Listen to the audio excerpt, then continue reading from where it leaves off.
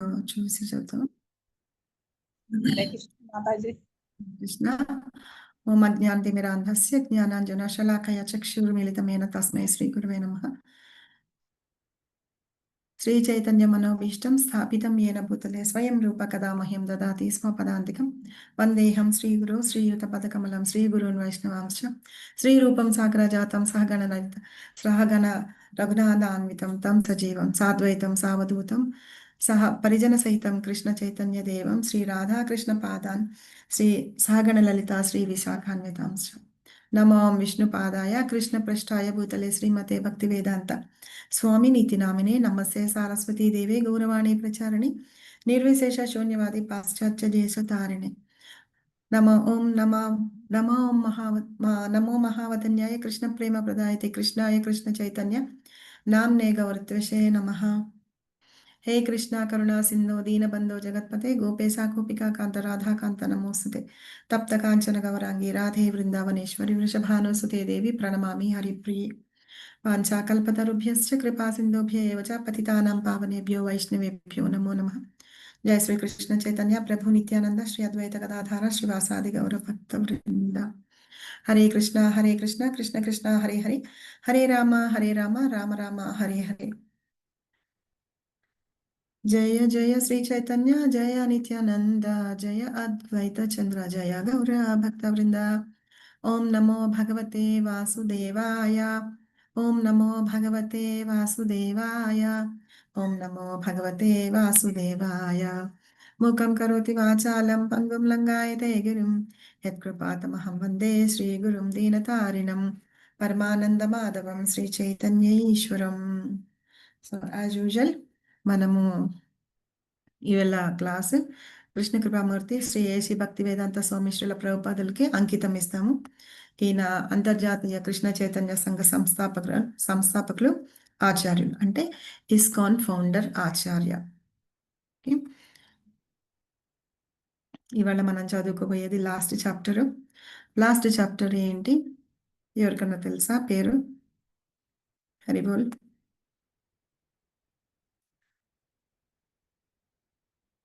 హరే కృష్ణ. మోక్ష సన్యాస యోగం. అసలు అందులో మోక్ష సన్యాస యోగం అని చెప్పన్నారు. అయితే ఇది యాక్చువల్గా ఏంటంటే ఈ చాప్టర్లో మొత్తము కృష్ణ ఏం చెప్తారంటే సమ్మరీ చెప్తారనమాట. 17 చాప్టర్స్ యొక్క సమ్మరీ చెప్తారు కృష్ణ. అయితే దానిలో చెప్తూ అసలు శరణాగతి అంటే ఏంటి, మనం చేయాల్సిన డ్యూటీ ఏంటి అని చెప్పి చెప్తారనమాట. ఇందులో 5 పార్ట్స్ ఉన్నాయి. ఈ 5 పార్ట్స్ ఏంటంటే ఫస్ట్ కర్మయోగం యొక్క సారాంశాన్ని గురించి చెప్తారు, తర్వాత ప్రకృతి యొక్క త్రిగుణాల గురించి చెప్తారు, తర్వాత ఆదర్శ కార్యకర్త అంటే ఏంటి, ఐడియల్ వర్కర్ గురించి, భగవంతుణ్ణి ఎలా ప్రేమించాలి, లవ్ ఆఫ్ గాడ్, తర్వాత అంతిమ ఫలితాలు, మనం అలా చేయడం మూలంగా వచ్చే ఫలితాలు ఏంటి అని చెప్తున్నారు. సో ఈ 5 ఒకదాని తర్వాత ఒకటి మనం అన్ని చదువుకుందాం. ఈ చాప్టర్లో మొత్తం 78 శ్లోకాలు ఉన్నాయి కాబట్టి అన్ని కంప్లీట్ చేయలేం కాబట్టి కొన్ని శ్లోకాలు ఉన్నాయి, అవే చదువుకుందాము. మనం ఇప్పుడు చదువుకునేది ఇప్పుడు చెప్పింది సేమ్ 5 పార్ట్స్ ఉన్నాయి కదా. కర్మ యోగ సారాంశము, ప్రకృతి త్రిగుణాలు, తర్వాత ఆదర్శ కార్యకర్త ఎవరు, తర్వాత భగవంతుని మీద ప్రేమ ఏంటి, తర్వాత ఫలితాలు ఏంటి అని చెప్తున్నారు. అయితే ఈ చాప్టర్ స్టార్ట్ చేసేటప్పుడు అర్జునుడు కృష్ణుడిని ఒక క్వశ్చన్ అడుగుతాడు అనమాట. ఏమని అడుగుతాడంటే, సరే అది చెప్పుకునే ముందు నిన్న మనం ఏం చెప్పుకున్నాం ఒక్కసారి చెప్తాం. శ్రద్ధ ఉండాలి అని చెప్పుకున్నాము, శాస్త్రాలను ఫాలో అవ్వాలి అని చెప్పుకున్నాము. శాస్త్రాలను ఫాలో అవుతూ మనం భగవంతుని ధామానికి చేరుకోగలము అని చెప్తున్నాం. ఎప్పుడైతే మనం శాస్త్రాల్లో చెప్పినవన్నీ ఫాలో అవుతూ చూస్తూ ఉంటామో అప్పుడు ఈ త్రిగుణాల నుండి బయటపడి శుద్ధ సత్వ గుణానికి వస్తాము అని చెప్పి, ఆ గుణానికి వచ్చిన తర్వాత మనం భగవంతుని యొక్క ధామానికి చేరుకుంటాం అన్నమాట. అయితే ఈ చాప్టర్లో ఇవన్నీ చెప్తూ, అసలు ఈ చాప్టర్ని నేను శరణాగతి అని పెట్టాను కదా. మనం ఇవన్నీ తెలుసుకున్న తర్వాత అర్జునుడు భగవంతుడికి ఎలా శరణాగతి అయ్యి నేను యుద్ధం చేస్తాను అని చెప్పి తన కర్తవ్యాన్ని నిర్వహిస్తారు కదా. సో మనందరం కూడా ఎట్లా అంటే భగవంతుడికి శరణాగతి ఎలా అవ్వాలి అది లాస్ట్లో చెప్తారనమాట. సో ఇప్పుడు అర్జునుడు ఒక క్వశ్చన్ అడుగుతున్నాడు భగవంతుడిని. ఈ చాప్టర్లో ఫస్ట్ శ్లోకం అదే అనమాట. ఏంటంటే త్యాగం అంటే ఏంటి, సన్యాసం అంటే ఏంటి, వాటి వల్ల ప్రయోజనాలు ఏంటి అని తెలుసుకోవాలని అడుగుతున్నాడు. అయితే సన్యాసి అనేవాడు ఏంటంటే మొత్తం అన్ని త్యజించేసి, అంటే ఇల్లు వాకిలి పిల్లల్ని అందరినీ వదిలిపెట్టేసి తన కర్మలన్నీ వదిలిపెట్టి ఆ వానప్రస్థం అంటారు కదా, అరణ్యాల్లోకి వెళ్ళి తపస్సు చేసుకుంటూ ఉంటారు. దేనికోసం తపస్సు చేస్తూ ఉంటారంటే వాళ్ళు స్వర్గానికి వెళ్ళడానికో బ్రహ్మంలో కలిసిపోవడానికో వాటికి చేస్తూ ఉంటారు అనమాట. అయితే ఇక్కడ కృష్ణ వాటన్నిటి గురించి ఆన్సర్ చెప్పే ముందు ఇంకా చెప్తారు. త్యాగి అంటే నిజంగానే ఒక సన్యాసి త్యాగి, త్యాగి సన్యాసి అవ్వాల్సిన అవసరం లేదనమాట. రెండో శ్లోకం నుంచి భగవంతుడు సమాధానం చెప్పడం మొదలు పెడతారనమాట.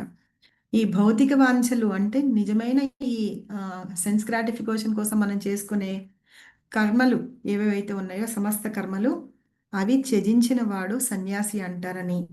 తర్వాత మిగతా అన్ని కర్మలు అంటే ఎలాంటి కర్మలైనా సరే సర్వ కర్మల ఫలాలను వదిలిపెట్టిన వాడిని త్యాగి అంటారన్నమాట.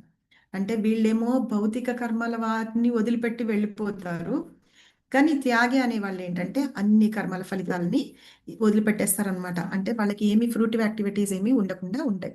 అలాంటి వాళ్ళని త్యాగి అంటారని, అది త్యాగం చేస్తారు కాబట్టి వాళ్ళని త్యాగి అంటారనమాట.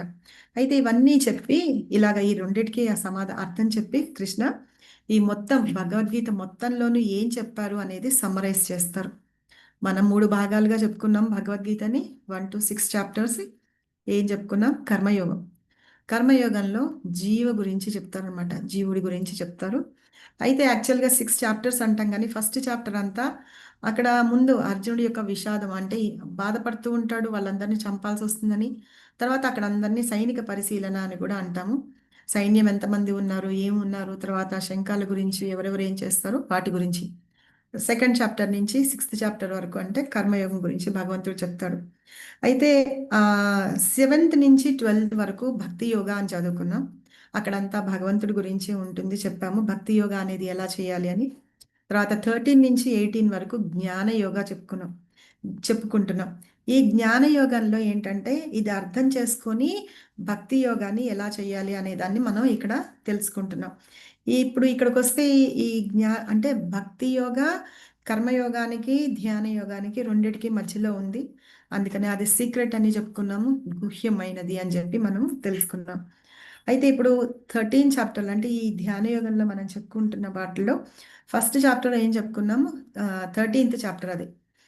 అది క్షేత్రజ్ఞ జ్ఞాన జ్ఞేయ ప్రకృతి పురుష, వీళ్ళందరి గురించి చెప్పమని 6 ప్రశ్నలు అడిగాడు అర్జునుడు. వాటికి సమాధానాలు చెప్తూ మా భగవంతుడు పరమాత్ముడు ఎవరు అంటే కూడా చెప్పారు. ఈ క్షేత్రంలో క్షేత్రజ్ఞుడిగా భగవంతుడు కూడా ఉన్నారు, మనం ఒక్కళ్ళమే కాకుండా అని చెప్పి పరమాత్ముడు కూడా ఉన్నారని చెప్పారు. తర్వాత 14వ చాప్టర్లో మనం 3 గుణాల గురించి చదువుతున్నాం. అంటే ప్రకృతిలో 3 గుణాలు ఉంటాయి అని చెప్పి ఆ గుణాలు మనని ఎలా ఆడిస్తూ ఉంటాయి అని చెప్పేసి ఆ విషయాలు తెలుసుకున్నాము, సత్వ రజో తమో గుణాల గురించి. తర్వాత 15వ చాప్టర్లో దేవాది దేవుడు ఆయన పరమాత్మ నేనే పురుషోత్తముడిని అని చెప్పి చెప్తూ ఇదంతా ఈ భౌతిక ప్రపంచం అంతా జైలు అని, ఈ జైల్లోంచి మనం బయటపడాలంటే భగవంతుడు చెప్పిన ఇన్స్ట్రక్షన్స్ ఏవైతే ఉన్నాయో అవన్నీ ఫాలో అవుతూ ఉండాలి అని. అయితే అదే భక్తి యోగా అన్నమాట. అది భక్తి యోగా ఫాలో అయితే గనక మనం భగవంతుని ధామానికి వెళ్తాము అని చెప్తున్నారు. తర్వాత అశ్వత్థ వృక్షం గురించి చెప్పారు. ఆ అశ్వత్థ వృక్షం ఏంటంటే పర్వర్టెడ్ రిఫ్లెక్షన్ అన్నమాట. దాన్ని పైనుంచి కిందకు ఉంటుంది, రిఫ్లెక్షన్ వచ్చి ఉంటుంది కదా దాని అనమాట. ఆ రిఫ్లెక్షన్ని చూసి మనము అది నిజం అనుకుంటున్నాం. యాక్చువల్గా అయితే అది నిజమైనది కాదు, అది మాయా అని మనం తెలుసుకోలేక అదే నిజం అని చెప్పి మనం దానిలో ఉండిపోతున్నాం. కాబట్టి ఇది ఏంటంటే ఆధ్యాత్మిక లోకం యొక్క ఆ, ఛాయ అని చెప్పచ్చు. కాబట్టి ఈ భౌతిక ప్రపంచంలో ఉంటూ మనము ఆధ్యాత్మిక జగత్ యొక్క విషయాన్ని మనం మర్చిపోతూ ఉన్నాము, దాని రిఫ్లెక్షన్ని చూసి ఆ రిఫ్లెక్షన్ నిజమని చెప్పి అనుకుంటున్నాం. కాబట్టి మనం ఇలాగ మాయలో పడి ఉన్నామని చెప్పి. తర్వాత 16వ చాప్టర్లో దైవీ గుణాలు ఏంటి, అసురు గుణాలు ఏంటి తెలుసుకున్నాము. ఈ భౌతిక జగత్తులోకి వచ్చిన తర్వాత మనందరికీ దైవీ గుణాలు చాలా తక్కువ ఉంటాయని, అలాంటి గుణాలు మనం అలవర్చుకోవాలి అంటేనే కృష్ణుని మీద మనకి నమ్మకం ఉండాలి, ట్రస్ట్ అని చెప్తున్నాము. ఆ నమ్మకం ఉంటే ఈ అసురు గుణాల నుంచి మనం బయటపడి భగవంతుని ఆ భగవంతుని మనం చేరుకోవడానికి ఆయనకు ప్రియమైన వాళ్ళుగా అవ్వడానికి వీలవుతుంది అని చెప్పుకున్నాం. తర్వాత మనం చేసే ప్రతిదీ కూడా 17th చాప్టర్లో మనం చేసేది ప్రతిదీ కూడా భగవంతుని కోసం చేయాలని, అది కాకుండా ఒకవేళ వేరేగా ఏమైనా చేస్తే కనుక అదంతా వేస్ట్ ఆఫ్ టైం అని చెప్పి చెప్పుకున్నాం. అదే కృష్ణ అందులో చెప్తుంటారనమాట. సో ఇప్పుడు 18th చాప్టర్లోకి వచ్చేప్పటికి ఫస్ట్ మనం జ్ఞాన కర్మయోగ యొక్క సమ్మరి గురించి చెప్పుకుంటాము. ఇందాక చదువుకున్నాం కదా, జ్ఞాన కర్మయోగ సమ్మరి గురించి ఇక్కడ తెలుస్తుంది. తర్వాత ప్రకృతి గుణాలు, ఆదర్శ కార్యకర్త, భగవంతుని ప్రేమ, తర్వాత అంతిమ ఫలితాల గురించి చెప్తున్నాం. అయితే ఈ జ్ఞాన కర్మయోగ యొక్క సమ్మరి గురించి చెప్తున్నారు భగవంతుడు. ఏ స్టేజ్కి అంటే కృష్ణ గురించి కర్మ చేయండి, ఏ కర్మ అయినా చేసినప్పుడు మాత్రమే మీరు ఆ, చేసినప్పుడు మాత్రమే మీరు ఆ కర్మల నుండి బయటపడతారు. అంటే కర్మల యొక్క ఫలితాల నుండి, అంటే అవి చెడైనా ఉండొచ్చు, ఏవైనా ఉండొచ్చు, మనం బయటపడతామని చెప్తున్నారు. ఎప్పుడైతే మనం కృష్ణ చెప్పిన, అంటే కృష్ణని సెంటర్ ఆఫ్ ద పాయింట్ పెట్టుకొని మనం కర్మ చేస్తామో, లేకపోతే ఆ కర్మలన్నిటికీ భగవంతుడికి అర్పిస్తామో, అలా చేస్తూ ఉంటే గనక వాటికి రిజల్ట్స్ ఉండవు అని చెప్పి. కాబట్టి అప్పుడు మనం ఏ స్టేజ్కి వస్తామో, శుద్ధ సత్వ స్టేజ్కి వస్తామన్నమాట. ఇంకా కృష్ణ అర్జునుని ఇక్కడ ప్రోత్సహిస్తున్నారనమాట. ఏమని? నువ్వు చెప్పిన, అంటే నువ్వు చేయవలసిన ప్రిస్క్రైబ్డ్ డ్యూటీస్ ఏవేవైతే ఉన్నాయో అవే మాత్రమే చెయ్యి, నువ్వు మిగతా వాటన్నిటి గురించి నువ్వు ఆలోచించుకో అని. ఇక్కడ ఏంటంటే తన డ్యూటీని కంపల్సరీగా చేయమంటున్నారు. అర్జునుడు ఇక్కడ ఒక గృహస్థ, ఒక క్షత్రియుడు. క్షత్రియ లక్షణం ఏంటి? తన ప్రిస్క్రైబ్ డ్యూటీస్ ఏంటి? జనాల్ని కాపాడడం. సో ఆ పని నువ్వు చెయ్యి అని చెప్పి, రిజల్ట్ కోసం నువ్వు ఎక్స్పెక్ట్ చేయకు అని. ఇప్పుడు యుద్ధంలో ఓడిపోతానా, లేకపోతే విజయం వస్తుందా, జయిస్తానా అని చెప్పేసి దాని గురించి ఆలోచించొద్దని, ఫలితాల గురించి నువ్వు బాధపడొద్దు అని చెప్పి. ఎందుకంటే కృష్ణని మనము కాన్స్టెంట్గా మనం నమ్ముతూ ఉంటాం కదా. అదే మాట కృష్ణ ఇన్ని చాప్టర్స్ అన్నిట్లోనూ అర్జునుడికి అదే చెప్తున్నారు అనమాట. ఏం చెప్తున్నారు? ఎప్పుడైనా మనం కర్మ అనేది చేసినప్పుడు రిజల్ట్ అనేది ఎక్స్పెక్ట్ చేయొద్దని. ఏది చేస్తావో అదంతా నీ డ్యూటీగా చెయ్యి, చేసిన తర్వాత దాన్ని రిజల్ట్ని నా కోసం వదిలేసేయి అని చెప్పి, ఇప్పుడు ఓ పృథా కుమార, నేను ఇవన్నీ నీకు చెప్తున్నాను కదా, అవన్నీ రిజల్ట్ కూడా ఎక్స్పెక్ట్ చెయ్యొద్దు అని చెప్తున్నారు. అయితే ఇక్కడ అర్జునుడు ఏం క్వశ్చన్ అడిగాడు? సన్యాసి, త్యాగి, అంటే సన్యాసించి వెళ్ళిపోయే వాళ్ళ గురించి, త్యాగం చేసే వాళ్ళ గురించి, వాళ్ళ ప్రయోజనాలు ఏంటి అని అడుగుతున్నారు. అప్పుడు ఏం చెప్తున్నారు అనమాట, సన్యాసి అంటే ఎవరు? ఇల్లు వాకిల్లు అంతా వదిలిపెట్టేసేసి తన డ్యూటీస్ని రెస్పాన్సిబిలిటీస్ని వదిలిపెట్టి వెళ్ళేవాడు సన్యాసి అని చెప్తున్నారు.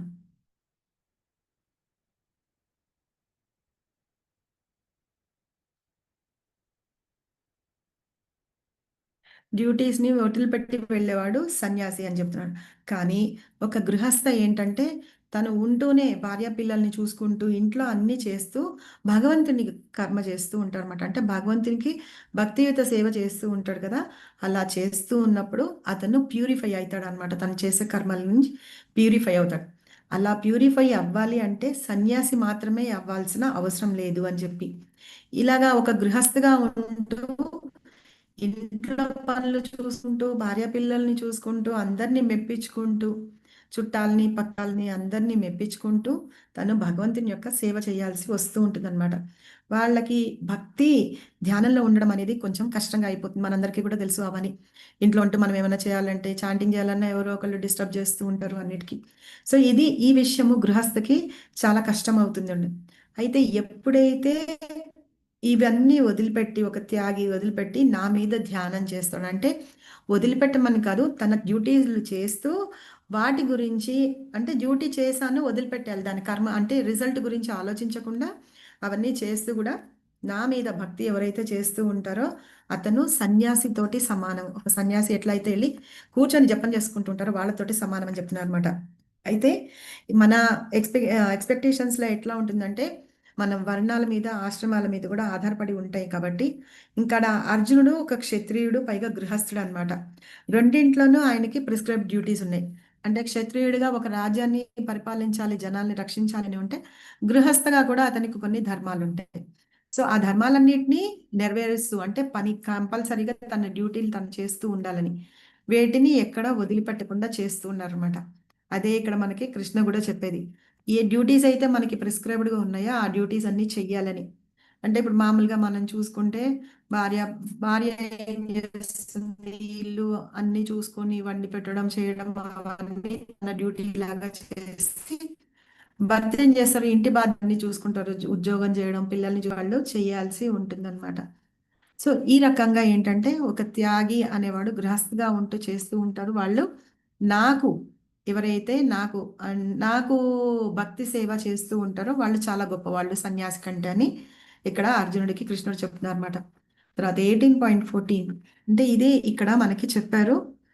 ఉమ్, ఇది ఎవరైనా చదువుతారా? ఇది మనం ఇప్పుడు చెప్పుకున్న దాని గురించి చెప్పారు ఇక్కడ సెంటెన్సెస్లో. ఎవరైనా చదవండి ప్లీజ్. కర్మయోగ సారాంశము. నిజమైన సన్యాసము ట్రూ రికన్సియేషన్. నిజమైన సన్యాసం కర్మ ప్రతిచర్యల నుంచి స్వేచ్ఛ ఇస్తుంది. Acting with detachment is true renunciation and brings freedom from reaction. కర్మ ఫలాలను త్యజించడం కానీ కర్మలను కాదు. Detached from the fruits but not those activities themselves. భౌతిక కోరికలపై ఆధారపడిన కర్మలను విడిచిపెట్టడం సన్యాసం. సమస్త కర్మ ఫలాలను విడిచిపెట్టడం త్యాగం. రెండు సమానం. Renounced order of life sannyasa and renunciation of the fruits of action tyaga are the same. ఈ విధంగా చేయు పనిని సత్వగుణంలోని త్యాగము అంటారు. Work performed in this way is renunciation in the mode of goodness. Hare Krishna Mataji.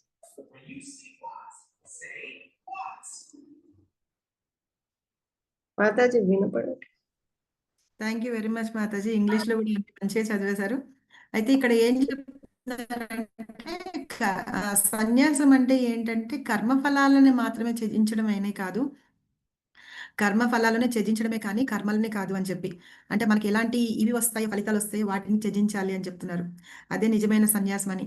తర్వాత భౌతిక కోరికల మీద ఆధారపడి కర్మలను విడిచిపెట్టడం సన్యాసం అయితే, సమస్త కర్మల ఫలితాలను విడిచిపెట్టడం త్యాగం అన్నమాట.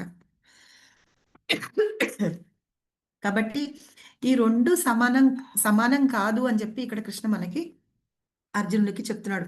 కాబట్టి ఏంటంటే మనము ఏ పని అయినా చేసేది సత్వగుణంలో ఉంటే దాన్ని త్యాగం అని అంటారని. ఇప్పుడు అదే ఒక గృహస్థ ఎట్లా ఉంటారు, తర్వాత ఒక సన్యాసి ఎట్లా ఉంటారని మనం ఇక్కడ ఎగ్జాంపుల్స్ తోటి చూ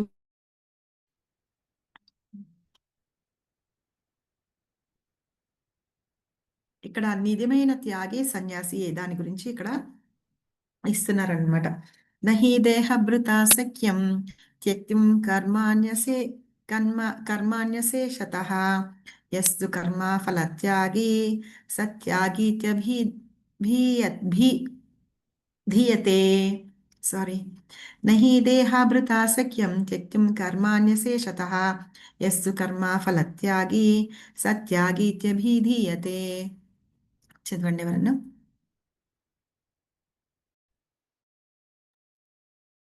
దేహదారి అయిన ఏ జీవికి కూడా కర్మలను పూర్తిగా త్యజించడం నిజానికి అసాధ్యము.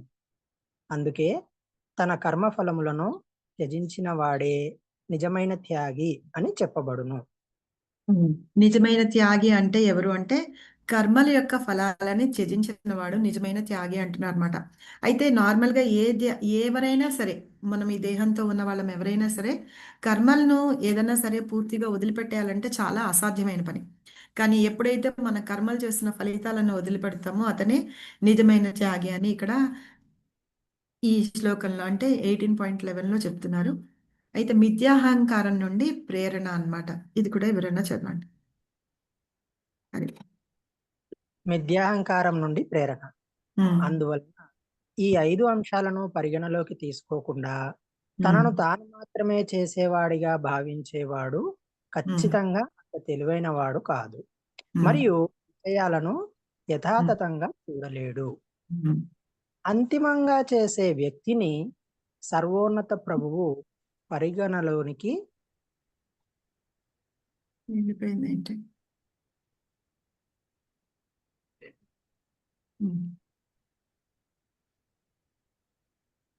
పరిగణనలోకి తీసుకోడు. నిత్యాహంకారముతో ప్రేరేపించబడి తనను తాను తన చర్యలకు స్వతంత్రంగా చేసేవాడిగా భావిస్తాడు. ఇక్కడ ఐదు అంశాలు అని అన్నారు చూసారా? ఏ 5 అంశాలు అంటే ఇక్కడ చెప్తామన్నమాట. కృష్ణ ఒక 5 అంశాల గురించి ఇక్కడ చెప్తున్నారు. ఏంటి అంటే ఒకటి కర్మస్థానం. కర్మస్థానం అంటే మన దేహం అన్నమాట. తర్వాత కర్త అంటే ఆ కర్మ చేసేవాడు. మూడోది వివిధ ఇంద్రియాలు. తర్వాత ప్రయత్నాలు అంటే మనం చేసే ఎండివర్స్ అన్నమాట. తర్వాత ప్లేస్ ఆఫ్ యాక్షన్ ఎక్కడ చేస్తున్నాము అనేది ఒకటి. ఐదోది వచ్చి పర్ఫార్మర్ అంటే ఎవరు, సోల్ అన్నమాట చేసేది. అయితే వీటన్నిటికీ ఏంటంటే ఒక ఒక కర్మ అనేది చెయ్యాలంటే ఈ 5 ఇన్వాల్వ్ అయ్యి ఉంటాయి అన్నమాట. ఉంటాయి కదా.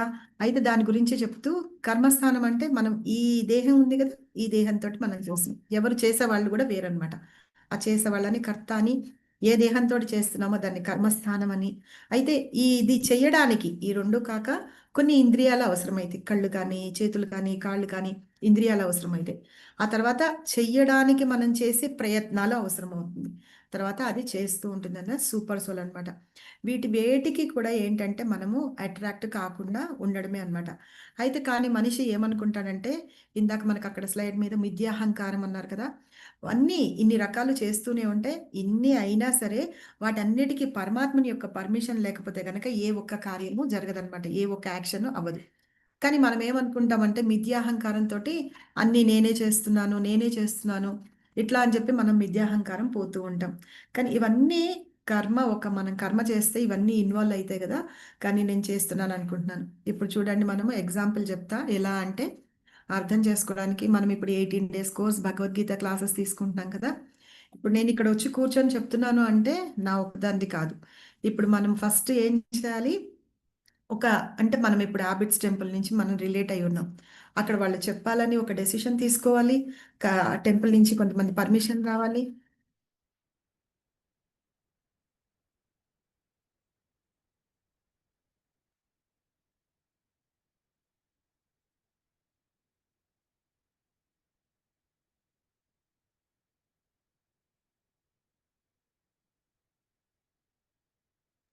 కట్ అయింది మాతాజీ. వాయిస్ రావట్లేదు మాతాజీ.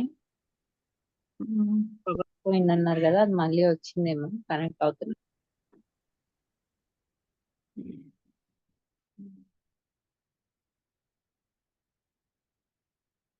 ఇప్పుడు వస్తుందా?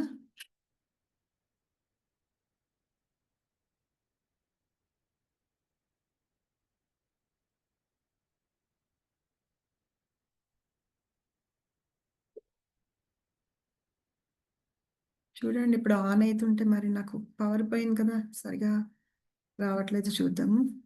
సో ఇప్పుడు ఏంటంటే ఒక మనం చెప్పుకుంటున్నాం, ఆ, మనకి క్లాసు ఇవి కావాలి చేయాలి అంటే ఎవరి ద్వారా మనం చేస్తున్నామంటే ఇస్కాన్ హ్యాబిట్ సెంటర్ నుంచి చేస్తున్నాం. అది అక్కడ ప్రెసిడెంట్ దగ్గర నుంచి పర్మిషన్ కావాలి. తర్వాత మళ్ళీ ఇవన్నిటి అడ్వర్టైజ్మెంట్ కానీ అలాంటివన్నీ చెయ్యాలి అంటే కనుక మనం ఏంటంటే ఒక టెక్నికల్ డిపార్ట్మెంట్ కావాలి, మార్కెటింగ్ గురించి తెలుసుకున్న వాళ్ళు కావాలి. ఈ పాంప్లెట్స్ అన్ని మనం ఇప్పుడు చెప్తున్నవన్నీ పంపిస్తున్నవన్నీ మనము మీరు చూసి దేని గురించి అయితే చూసి మీరు వచ్చారో అవన్నీ చేయడానికి కొంతమంది కావాలి. సో అవన్నీ చేసేవాళ్ళు కొంతమంది ఉంటారు. తర్వాత మళ్ళీ ఆ, ఇంకా ఎవరు, ఈ గ్రూపు క్రియేట్ చేయడము, వాట్సాప్ గ్రూప్ క్రియేట్ చేయడము, అందులో మెసేజెస్ పెట్టడము, మాకు ఎప్పటికప్పుడు ఇన్ఫర్మేషన్ ఇవ్వడము, అలాంటివన్నీ చేస్తూ ఉంటారు. సో అలా చేస్తూ ఉన్న వాళ్ళందరూ వెనక బ్యాక్గ్రౌండ్గా చాలామంది వర్క్ చేస్తూనే ఉంటారనమాట. వర్క్ చేస్తూ ఉంటారు. ఇంకా ఏంటంటే మనము ఇలాగా చేస్తున్నా కూడా పక్క నుంచి రికార్డ్ చేస్తూ ఉన్న వాళ్ళు కానీ, ఆ రికార్డింగ్ అయిన మెసేజెస్ మనకు పెడుతున్న వాళ్ళు కానీ అందరూ ఉంటారు. కానీ మనం ఎట్లాగా, నేను ఒక్కళ్ళనే దీనికి రెస్పాన్సిబుల్, నేను ఒక్కడనే చేస్తున్నాను, అంతా నా వల్లే అవుతుంది ఇది అనుకోవడం, అది చాలా మూర్ఖత్వమే అవుతుంది అనమాట.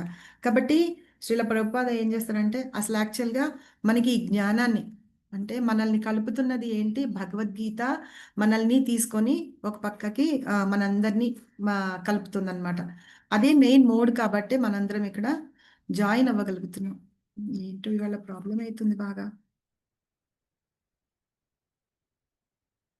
కదా. మీకు వినిపిస్తుందా? అది కానీ పిక్చర్ జంప్ ఎస్ మాతాజీ, మాకు వినిపిస్తుంది. మీరు జంప్ కంటిన్యూ చేయండి. అవుతుంది. మీరు కంటిన్యూ చేయండి, ప్రాబ్లం కాదు. పిక్చర్ ఫ్లాట్ వీడియో లేదు. ఆఫ్ చేసుకొని కంటిన్యూ చేయండి మాతాజీ. ఇంకా సో వీడియో ఆఫ్ చేయాలి, లేకపోతే ఉండనియా? అది కొంచెం సేపు వీడియో ఆఫ్ చేయండి మాతాజీ, పవర్ వచ్చే వరకు.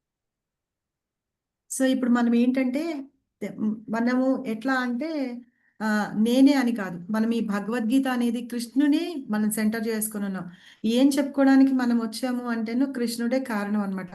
ఆయన గురించి మనం భగవద్గీత గురించి చెప్పుకుంటున్నాం. ఇది మనందరికీ అందించిన మన ప్రభుపాద ఉన్నారు కదా, ఆయన మన ఆచార్యులు. ఆయన ఇది భగవద్గీత రాసి మనందరికీ అందించి చేశారు. పైగా ఇంకేంటంటే గురు పరంపర కూడా మనందరికీ తోడుగా ఉండి ఇలాగా మనం ఒక పని చెయ్యాలి అంటే అది కృష్ణుని మాధ్యంగా తీసుకొని మనం చేస్తూ ఉంటే దాని గురించి ఇప్పుడు మనకి సక్సెస్ అవుతుందా లేదా అనేది మనం పక్కన పెట్టేసుకొని మిగతా మనము చేస్తూ ఉంటాం అనమాట. సో ఈ టెక్నాలజీ అంతా మనం ఉపయోగిస్తున్నాం ఎవరి కోసం అంటే కృష్ణుని గురించి మనందరికీ తెలియజేయడానికి, కృష్ణుని గురించి మనందరం తెలుసుకోవడానికి, ఇంకొకరికి తెలియజేయడానికి మనకి ఇదంతా ఉపయోగపడుతూ ఉంటుంది. కాబట్టి వీళ్ళందరూ ఇన్వాల్వ్ అయి ఉన్నారు వీటిలో. కృష్ణ కూడా మనకి హెల్ప్ చేస్తున్నారు.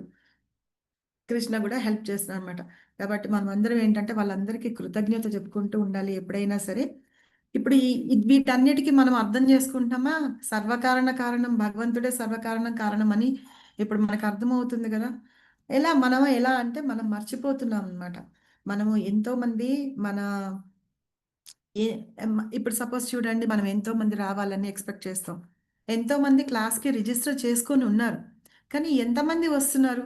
ఇప్పుడు ఇంతమంది రావాలి కంపల్సరీగా అని చెప్పి మనకు ఒక ఎక్స్పెక్టేషన్ అనేది మనం పెట్టుకోకుండా, ఇప్పుడు భగవంతుని యొక్క సందేశం అనేది మనము అందరికీ అందించడానికి మనం చేసే ప్రయత్నం మనం చేస్తున్నాం. అవునా కాదా? సో ఈ ప్రయత్నం ఏంటంటే మనం చేస్తున్నప్పుడు మనం భగవంతునికే దాని రిజల్ట్స్ వదిలిపెట్టేయాలని చెప్పేసి ఇక్కడ చెప్తున్నారనమాట. కాబట్టి ఏంటంటే మనం ఎప్పుడు చేసేదానికి నాదే గొప్ప, నా వల్లే ఇవన్నీ అవుతున్నాయి అని చెప్పేసి ఏ పనిలోనూ మనం అనుకోకూడదు.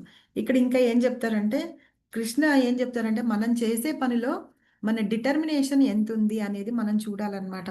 అంటే మనం ఆ, ఎంత శ్రద్ధగా మనం భగవంతుని యొక్క పని చేస్తున్నాము అనేది మనం చూసుకొని మనం చేస్తూ ఉండాలి అని చెప్పి చెప్తున్నారు. ఇంకా ఏంటంటే ఆ, ఇలా చేస్తూ ఉండడం అంటే ఏదైనా సరే ఫైనల్ డూవర్ అంటారు. అంటే ఆ కర్త అంతా భగవంతుడే అని చెప్పి మనం అనుకుంటూ మనం అలా చేయడం అనమాట. సో అల్టిమేట్ డూవర్ కానీ ఎవరు ఆ, అనేది కృష్ణ అని చెప్పి మనం అర్థం చేసుకోవాలి. ఇది ఫస్ట్ పార్ట్. సెకండ్ పార్ట్లో షేర్ చేస్తాను నేను.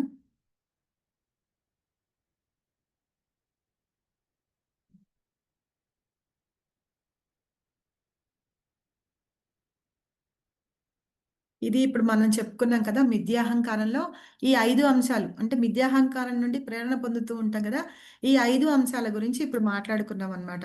ఒక పని జరగాలి అంటే 5 ఉంటాయి, లాస్ట్లో 5 ఏంటంటే పరమాత్మ అని చెప్తున్నారు. పరమాత్మని యొక్క పర్మిషన్ లేకపోతే మనకి ఏమీ జరగవు అని చెప్పేసి ఈ 5 అంశాలని మనం పరిగణలోకి తీసుకొని ఎప్పుడు చేసేది నేను కాదు చేయించేవాడు భగవంతుడు అని చెప్పి అన్ని రకాలుగా ఇంతమంది మనకి ప్రోత్సహిస్తారు అంటే చేస్తారు పని మన కోసం చేస్తున్నారు అని చెప్పి మనం చెప్తున్నాం అనమాట. కాబట్టి భగవంతుని నిర్ణయం ప్రకారమే మనం అన్ని చేస్తున్నాము. తర్వాత నిజమైన ప్రేరణ అంటే ఇదే అన్నమాట. యస్య నాహం కృతో భావో బుద్ధిర్ యస్య నిలప్యతే హత్వాపి సా ఇమాన్ లోకాన్ నా హంతి నా నిబద్ధత. ఇది కరెక్టేనా చదువుతున్నాను నేను? ఎవరైనా హెల్ప్ చేస్తారా నాకు చదవడానికి? హరే కృష్ణ మాతాజీ. చదవండి ఎవరైనా ప్లీజ్. జ్ఞానైజ్ఞే యస్య ఎన్ని వద్దది 17 యస్య యస్య నాహంకారో కృతో కృతో భావో భావో బుద్ధిరస్య న లిప్యతే హత్వాపి స ఇమాన్ లోకాన్ నహంతి న నిబధ్యతే. కర్తృత్వము అహంకార భావమును చేసేది నేనే అన్న భావమును విడిచిపెట్టి బుద్ధి మమకారాసక్తి రహితంగా ఉండేవారు ప్రాణులను సంహరించినా సరే వారు చంపినట్టు కాదు, మరియు కర్మ బంధములకు లోను కారు. హరే కృష్ణ. హరే కృష్ణ. ఇప్పుడు అదే ఇందాక మనం చెప్పుకున్నాం కదా, మన అహంకారం భావం ఉండకూడదు అనమాట. మనకి ఎప్పుడు దాన్ని విడిచిపెట్టి ఉండాలి. మన బుద్ధి మమకారానికి ఆసక్తి రహితంగా ఉంటుంది. కాబట్టి మనం ఏం చేస్తామంటే ఆ ప్రాణులు ఎవరైనా సరే సంహరించినా సరే ఏమైనా సరే మనం చంపినట్టు కాదు, మరియు కర్మబంధనాలకి లోను కారు అంటున్నారు అనమాట. మమకార ఆసక్తి రహితంగా ఉండేవాళ్ళు అని వాళ్ళైతేనే కనుక ఇలాగా చంపినట్టు కాదు, కర్మ బంధనాలకి లోను కారు అని. కాబట్టి ఏంటంటే వాళ్ళ డ్యూటీ ప్రకారం వాళ్ళు చేస్తూ ఉన్నారు కాబట్టి వీటన్నిటికీ వాళ్ళు లోను కాకుండా ఉంటారు అని. తర్వాత ఇది పరమాత్మ నుంచి ప్రేరణ ఎలా వస్తుంది, మోటివేషన్ అని చెప్తున్నారు. అంటే పరమాత్మ నిర్దేశంలోనే ఏవైనా సరే మనం చేస్తామన్నమాట. అది మనకి భగవంతుడు మన అందరి హృదయాల్లో పరమాత్మలాగా ఉన్నారు కదా, ఆయన ఏం చేస్తారంటే మన హృదయంలో కూర్చొని మనకి డైరెక్షన్స్ ఇస్తూ ఉంటారనమాట. నిజంగా అలాంటి కర్మలు ఇవన్నీ కూడా సహజంగా వీటితోటి బంధింపబడి ఉండవు, కానీ వాటి చర్యలకు అంతంగా బాధ్యత ఎవరు వహిస్తారు అని కృష్ణ సర్వోన్నత కారణంగా కృష్ణుడే అన్ని చేయిస్తున్నాడు అనేది విషయాన్ని మనం అర్థం చేసుకోవాలన్నమాట.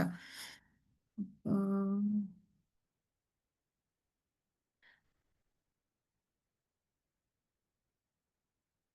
ఎవరు జాయిన్ అవుతున్నారు, సైన్ అవుట్ అమ్మంటుంది నన్ను. వాళ్ళ చర్యల ఫలితాలను చూసి కూడా మోహింపబడకుండా, అంటే మనం చేసింది నేనే చేశానని గర్వపడకుండా, మోహంతో పడకుండా ఉండాలి అని. అలా ఉన్నప్పుడు మాత్రమే మనం మిథ్యాహంకారంతో ప్రేరణ పొందకుండా ఉంటాము అని. తర్వాత చెప్తున్నారు, 2 పాయింట్ ఇది చెప్తున్నారు, ప్రకృతి గుణాలు. ప్రకృతికి ఎన్ని గుణాలు ఉన్నాయి తెలుసు మనకి? సత్వరజో తమో గుణాలు ఉన్నాయి. మనస్తత్వానికి అనుగుణంగా గుణాలని పట్టి మనల్ని చిక్కుల్లో పడేస్తూ ఉంటాయి అన్నమాట. ఈ సుడిగుండంలాగా ఉంది కదా, దీనిలో మనం చిక్కుకుంటూ ఉంటాం అనమాట. అవి దేని మీద ఇది అవుతాయి అంటేను, మనకున్న జ్ఞానం మీద, చర్య మీద, అవగాహన, సంకల్పము, ఆనందం, వీటన్నిటి మీద ముడిపడి ఉంటాయి. మాతాజీ ఎవరో వస్తున్నారు, స్టాప్ చేయమంటున్నారు ఇక్కడ నన్ను. సరే, సత్వగుణంలో ఎట్లా చేస్తాము, రజోగుణంలో ఎలా చేస్తారు, తమో గుణంలో ఎలా చేస్తారు అని అంటున్నారు. దాని గురించి కొంచెంగా మనం చెప్పుకున్న తర్వాత మళ్ళీ ఈ స్లైడ్ చూద్దాము, అప్పుడు మనకి అర్థమవుతుంది. ఇట్లాగా ఏంటంటే మనము మనము ఈ మోడ్స్ ఆఫ్ నేచర్ అంటున్నాం కదా, గుణాలు. ఈ గుణాలు మనము అంతకు ముందు కూడా కొన్ని చాప్టర్స్లో చదువుకున్నాం. వేటిల్లో చదువుకున్నాం? 14th చాప్టర్లో చదువుకున్నాము, తర్వాత 17 చాప్టర్లో చదువుకున్నాము, ఇప్పుడు 18 చాప్టర్లో. నిన్నటి చాప్టర్లో మొత్తం అన్నీ అవే చదువుకున్నాం. ఒక మనిషి ఏ గుణంలో ఉంటాయి, ఎలాంటివి తీసుకుంటారు, ఎలాంటి దానాలు చేస్తారు, ఎలాంటి తపస్సులు చేస్తారు, ఇలాంటి ఆస్టరిటీస్ చేస్తారు, అవన్నీ కూడా మనం లాస్ట్ చాప్టర్లో నేర్చుకున్నాం అనమాట. అయితే ఇక్కడ చాప్టర్లోకి వచ్చినప్పటికీ ఈ కంక్లూజన్ అనమాట, ఈ 3 గుణాల యొక్క కంక్లూజన్ గురించి ఇక్కడ ఇందులో చెప్తున్నారు. ఏంటిటా అంటే అది ఇప్పుడు ఒకళ్ళు నేను ఏదన్నా మంచి పని చేయిస్తాను అనుకోండి, అంటే ఇప్పుడు నేను సపోజ్ ఎగ్జాంపుల్ చెప్తాను, నాకు జ్వరం కానీ ఏదన్నా వచ్చింది, మందు వేసుకోవాలి. స్టార్టింగ్లో ఎట్లా ఉంటుంది, టానిక్ చేదుగా ఉంటుంది, అవునా? తర్వాత తర్వాత అది మనకి, అది రోగం నయమైన తర్వాత మనం ఆనందంగా ఉంటాం. సో అట్లాగే అన్నమాట. ఫస్ట్ కొన్ని యాక్షన్స్ మనం చేసేవి ఎట్లా ఉంటాయంటే, చేసేటప్పుడు కష్టంగా ఉంటుంది, అంటే పాయిజన్ లాగా అనిపిస్తాయి అన్నమాట. కానీ తర్వాత అది అలవాటైపోయి అది మనకి మంచి జరుగుతూ ఉన్నప్పుడు ఆనందంగా ఉంటుంది, అమృతంలాగా ఉంటుంది అనమాట. అది ఎట్లా అంటే ఈ మన మనలో ఉన్న ఈ త్రిగుణాలన్నీ ఏంటంటే ఒక ట్రాప్ లాగా అన్నమాట. మనం చెప్పుకున్నాం, వీటిని తోలుబొమ్మల ఆటలాగా ఆడిస్తూ ఉంటాయి, తాళ్ళు వచ్చి మనల్ని ఆడిస్తూ ఉంటాయి మన జీవితాల్ని అని చెప్పి చెప్పుకున్నాం కదా. ఈ తోడుబొమ్మల ఆటలు ఆడిస్తూ ఉంటాయి అన్నమాట. ఎప్పుడైతే మనం తెలుసుకోగలుగుతామో ఇది వచ్చి ఈ తాళ్ళు మనల్ని ఒక హుక్కు పెడతాం కదా, మనం బట్టలు ఆరేయడానికి తాడుని తీసి ఒక హుక్కు పెడతాం, అట్లా పట్టుకొని అవి ఏం చేస్తాయి అంటే మనల్ని ఆడిస్తూ ఉంటాయి. అలా ఆడిస్తూ ఉన్నప్పుడు మనం ఎప్పుడైతే తెలుసుకోగలుగుతామో ఇవి ఆడిస్తున్నాయని తెలుసుకొని ఆ హుక్ని ఎప్పుడైతే దాన్ని కట్ చేసేస్తాం అనుకోండి, అప్పుడు మనం కరెక్ట్గా ఉండగలుగుతాము అని చెప్పేసి చెప్తున్నారు. అది నిజమైన ఇది. అప్పుడు మనం తెలుసుకొని మనం ఏ గుణంలో ఉన్నాము అనేది మనకి విషయం తెలిసి మనం భగవంతుని దానికి చేయగలుగుతామని చెప్తున్నారు. అందుకని ఏంటంటే ఇక్కడ మనకి స్టార్టింగ్లో ఏమన్నా ఇదిగా ఉండొచ్చు, ఏంటంటే కష్టంగా ఉండొచ్చు, కానీ తర్వాత అది చాలా అమృతంలాగా అవుతుందన్నమాట. ఇప్పుడు ఎట్లాగంటే ఆ, మనం ఇంకో చిన్న ఎగ్జాంపుల్ చెప్పుకుందాం. ఇప్పుడు మన పిల్లలు ఉన్నారు, అన్ని రకాలుగా అడుగుతూ ఉంటారు.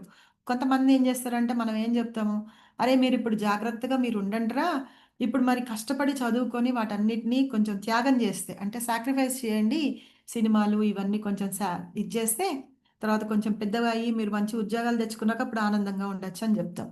అది ఫస్ట్ గుణం అనమాట. అట్లా చెప్పడము చేయడం అనేది సత్వగుణంలో ఉండడం. అందులో ఏంటంటే మనం ఆనందంగా ఉండాలి అంటేనే ఫస్ట్ మనకి కొంచెం కష్టంగా అనిపిస్తుంది. ఆ కష్టంగా అనిపించింది. తర్వాత ఆనందంగా ఉంటుంది. అది సత్వగుణంలో ఉండేది. తర్వాత ఇంకొకళ్ళు రెండో టైప్ ఆఫ్ వాళ్ళు ఏమని చేస్తారు, ఎంజాయ్ చేయండిరా లైఫ్, ఇప్పుడే కదా ఎంజాయ్ చేయాల్సింది, తర్వాత చేయలేం కదా అని చెప్పేసి పిల్లల్ని వదిలిపెట్టేస్తాం అనమాట. వాళ్ళు ఏం చేస్తారు, చదువు సంధ్యాలు లేకుండా చేయాల్సినవన్నీ చేసేస్తారు. అప్పుడు వాళ్ళు ఫస్ట్ అమృతాన్ని ఆనందాన్ని అనుభవిస్తారు. తర్వాత వాళ్ళు చేసే చేష్టలకి మనమే ఏడుస్తాం అనమాట. ఏం చేయాలి అని చెప్పేసి వాళ్ళని మళ్ళీ ముందు పొజిషన్ కంటే ఆ పనులు చేయకుండా వాళ్ళు ఎప్పుడున్నారో ఆ పొజిషన్కి తీసుకురావడానికి మనం ట్రై చేస్తాం. సో ఇది అన్నమాట ఉండేది. అయితే ఇప్పుడు మనం ఎప్పుడైనా సరే పిల్లల్ని అలా చేసిన తర్వాత మళ్ళీ తీసుకొని రావాలి అని అంటారు చూసారా, అప్పుడు తల్లిదండ్రులు చాలా బాధపడతారనమాట. ఒక పాయింట్ ఆఫ్ టైం వచ్చేటప్పటికి మళ్ళీ వాళ్ళని స్థితికి తీసుకురావడానికి చాలా కష్టపడాల్సి వస్తుంది. ఇదే అన్నమాట. ఫస్ట్ ఎంజాయ్మెంట్ చేసి అమృతాన్ని తీసుకొని తర్వాత విషాన్ని తీసుకోవడం అంటే ఇది తమో గుణంలో లెక్కకి చెప్తున్నారన్నమాట కృష్ణ. కాబట్టి ఏంటంటే కృష్ణని గురించి అంటే తెలుసుకోవాలి. అలా అంటే ఇప్పుడు మనం చాంటింగ్ చేయాలనుకోండి, స్టార్టింగ్లో మనం జాయిన్ అవ్వగానే మనకి ఎంత కష్టంగా ఉంటుందంటే చాంటింగ్ చేయాలంటే చాలా కష్టంగా ఉంటుంది. అసలు మనసు కూర్చొని ఒక మాల కాదు 10 నామాలు జపించాలంటేనే కష్టంగా ఉంటుంది. కానీ మనం ఏం చేయాలి, ఆ నామం జపిస్తే మనకి చాలా మంచి జరుగుతుంది కాబట్టి మనం ఏం చేయాలంటే జపం చేస్తూ ఉండాలి. కాబట్టి అప్పుడు ఏం చేయాలి, మనంతటి మనల్ని కాదు, కష్టం లేదు, పొద్దున్నే నిద్రలే జపం చెయ్యి, అది చేయడం వల్ల మనకి మంచిది అవుతుంది అని చెప్పేసి మనం జపం చేస్తూ మన మనసుని ఎలా అయితే తీసుకొని వస్తామో అదే అన్నమాట. అయితే ఆ చేసేది ఏంటంటే మనము ఈ భౌతికత్వంలో ఉంటున్నాం చూసారా, దానికి భగవంతుని నామం అనేది ఒక మందు లాంటిది అనమాట. కులశేఖరాలు వారు ఉన్నారు, ఆయన ముకుందమాల స్తోత్రంలో ఒక శ్లోకం చెప్తారనమాట. ఏం చెప్తారంటే, వ్యామోహ ప్రసమౌషధం మనో వృత్తౌషధం జైత్యానాందకరౌషధం త్రిభువనే సంజీవనైకౌషధం భక్త్యాత్యాహిన్ భక్త్యాత్యాహితౌషధం భవభయ ప్రధ్వంసనైకౌషధం శ్రేయ ప్రాప్తికరౌషధం పిబమన శ్రీకృష్ణ దివ్యౌషధం అని. వాయిస్ సరిగా వస్తుందా, బ్రేక్ అవుతుందా? వాయిస్ వస్తుంది వాయిస్ కానీ వస్తుంది పిక్చర్ అసలు. రావట్లేదు. పిక్చర్ ఆఫ్ చేసి చెప్పండి. జంప్ అవుతుందండి పిక్చర్. సో ఇట్లా ఏంటంటే ఆ, భగవంతుడి నామము ఔషధంట. ఎన్ని రకాల ఔషధాలు ఉన్నాయి ఇది అందులో అంటే భగవంతుని నామాన్ని మహా వ్యామోహ అంటే మనకి మోహాలు ఎక్కువ ఉంది కదా, ఇది కావాలి ఇది కావాలి వాటన్నిటి మీద పడతాం, వాటన్నిటినీ అణిచివేస్తుందట ఈ ఔషధం. అలాగే మహామునులందరూ ఉన్నారు, వాళ్ళ మనోవృత్తిని అందరినీ తీసుకొని వచ్చి సవ్యంగా ఉంచేటట్టు చేసేది ఔషధంట ఇది. అలాగే ఆ, మన ఆర్తిని అంటే ఆర్తిని కలగజేస్తూ ఉంటుంది కదా, అలాంటిది ఈ ఔషధం అని. తర్వాత ఈ భువనాలన్నిట్లో అంటే త్రిభువనాలన్నిట్లోనూ తిరిగి మనం ప్రాణం పోయటానికి ప్రాణం పోసుకొని వచ్చినప్పుడు మనం మళ్ళీ ఇక్కడికి రాకుండా ఉండడానికి మనం జపించాల్సిన ఔషధం ఈ ఒక్క ఔషధం అని చెప్తూ భగవంతుని నామము ఒక్కటే మనకి అన్ని రకాల హితాన్ని అంటే మంచిని చేకూరుస్తుంది ఈ ఔషధం అని. కాబట్టి కేవలం మన ఈ ఔషధాన్ని మాత్రమే తీసుకొని భయాన్ని నశింప చేసుకొని మనకి మానవుల యొక్క పరమ శ్రేయస్సు కోసం ఇది చెప్పబడింది కాబట్టి మనం ఆ ఔషధాన్ని తీసుకొని మనం భగవంతుని నామాన్ని మనం జపిస్తూ ఉండాలి. ఆ భగవంతుని నామమే ఔషధము అని చెప్తున్నారు అనమాట. ఈ ఔషధం తీసుకోవాలి అని చెప్తున్నారు. ఇప్పుడు మనస్సు బాగా మన ఆచార్యులు ఏం చెప్తున్నారంటే, నాకు ఇష్టం లేనా లేకపోయినా సరే మనం ఆరోగ్యంగా ఉండాలి అంటే మందులు ఎలా వేసుకుంటామో ఇప్పుడు నాకు ఇష్టం ఉన్నా లేకపోయినా సరే ఆ భగవంతుని నామాన్ని జపించండి. కష్టం ఉంది నష్టం ఉంది భగవంతుని నామాన్ని జపించండి. కరెంటు పోయింది మనకి ఎంత ప్రాబ్లం క్రియేట్ చేస్తుంది, అయినా మనం భగవంతుని కథలు చెప్పడం ఆపుకోలేదు, అలాగే చెప్పుకుంటున్నాం. సో అలాగా భగవంతుని నా భగవంతుని నామాన్ని అస్సలు వదిలిపెట్టద్దని చెప్తుంది. అలాగే ఇంకా ఏంటంటే చేస్తూ ఉంటే మనసు పరిపరి వధాల వెళ్ళిపోతుంది, ఎక్కడికో వెళ్తూ ఉంటుంది. అప్పుడే ఉన్నట్టుండి ఇక్కడ హైదరాబాద్లో ఉన్న మనసు మళ్ళీ 7 సముద్రాలు దాటి అమెరికా వెళ్ళిపోతుంది, లండన్ వెళ్ళిపోతుంది, ఈజీగా టికెట్ లేకుండా హిమాలయాలు కూడా వెళ్ళిపోతుంది అనమాట. సో అలాంటి మనసుని ఏంటి, నువ్వు అక్కడ కాదు ఉండాల్సింది, ఇక్కడ రా, భగవంతుని నామని చెప్పిస్తున్నాం కదా ఇక్కడికి రా కూర్చో అని చెప్పేసి దాన్ని తీసుకొచ్చి మనం కూర్చోపెట్టి మరీ చెయ్యాలన్నమాట. ఈ నామం ఇలా జపిస్తూ ఉంటేట దాని ఇది ఫలితం ఎలా ఉంటుంది అంటే, ఇప్పుడు సపోజ్ మనము ఒక చోట నిప్పేమన్నా తగిలించామనుకోండి, అది ఏం చేస్తుంది, చుట్టూతా అంతా కూడా కాల్చేస్తుంది. చుట్టూతా అంతా ఎలా కాల్చేస్తుందో, ఈ భగవంతుని నామాన్ని మనం ఎప్పుడైతే మనము ఇగ్నైట్ చేస్తాం, అంటే మన హృదయంలో ఇగ్నైట్ చేస్తామో, అప్పుడు మనలో ఉన్న కల్మషాలు కానీ, అంతకుముందు ఉన్న పాప కర్మలు ఏవేవైతే ఉంటాయో అవన్నీ కూడా నశించిపోతాయి అన్నమాట. మనం అగ్గిపుల్ల వెలిగిస్తాము, మనం ఊదేసే వరకు అది ఆగిపోదు కదా. అలాగే ఆ అగ్గిపుల్లని వెలిగిస్తే అది మొత్తం పుల్లంతా కాలుతుంది.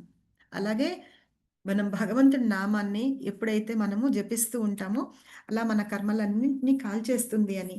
ఎలా అయితే మొత్తం ఒక దావాగ్ని అనేది అడవుల్లో పెట్టుకుంటే మొత్తం అన్ని కాల్చేస్తుంది కదా, అలాగా మన కర్మలన్నింటినీ కాల్చేస్తుంది అని. సో ఇలాగా మనం ఏం చేస్తామంటే, చిన్నపిల్లలు మందులు వేసుకోవడానికి మారం చేస్తూ ఉంటారు. ఇప్పుడు మనం ఏం చేస్తాము, వాళ్ళకి కొంచెం తేనె పెట్టేసి తర్వాత టానిక్ పోసేయడము, ఇదిగో తేనె బాగుంటుంది తీయగా ఉంటుంది కాబట్టి వాళ్ళు చప్పరించుకొని తింటారు. తర్వాత మనం ఏం చేస్తాము, వెంటనే నోట్లో టానిక్ వేసేస్తాం. లేదు అంటే మందులు టాబ్లెట్స్ ఏమైనా వేయాలంటే కొట్టేసేసి పొడి చేసి వేటిలోన కలిపి ఇవ్వడము, అలాంటివన్నీ చేసి వాళ్ళని మాయ చేస్తాం. సో మనం కూడా అంతే అన్నమాట. ఇలా కష్టంగా ఉంది స్టార్టింగ్ అని ఉన్నా సరే, మనం ఏం చేయాలంటే మనందరం భగవంతుని నామాన్ని మనందరం చాంట్ చేసుకుంటూ ఉండాలి. ఎప్పుడైతే మనం అలా చేస్తూ ఉంటామో, ఒకవేళ తమో గుణంలో ఉంటే రజోగుణంలోకి వస్తాము, రజోగుణంలో వస్తుంటే సత్వగుణంలోకి రావడానికి ఛాన్సెస్ ఉన్నాయన్నమాట. అక్కడి నుంచి మనం శుద్ధ సత్వగుణానికి వచ్చి మనం మాయ నుండి బయటపడి భగవంతుని ధామానికి వెళ్తూ ఉంటాం. అయితే ఇప్పటి వరకు మనము రజోగుణంలో ఉండి తమో గుణంలో ఉన్న వాళ్ళ గురించి చెప్తున్నాం కదా. ఇప్పుడు ఆ, ఆ, ఇప్పుడు సత్వగుణంలో ఉన్న వాళ్ళ గురించి చెప్పాం. రజోగుణంలో ఉన్న వాళ్ళు ఎట్లా ఉంటారటంటే ఎంత లేజీగా ఉంటారు అనే విషయాన్ని గురించి ఇక్కడ చెప్తున్నారు. ఇప్పుడు మనం ఇందాక చదువుకుంటున్నది అదే అన్నమాట. ఓకేనా, కనిపిస్తుందా? చదవండి ఎవరన్నా.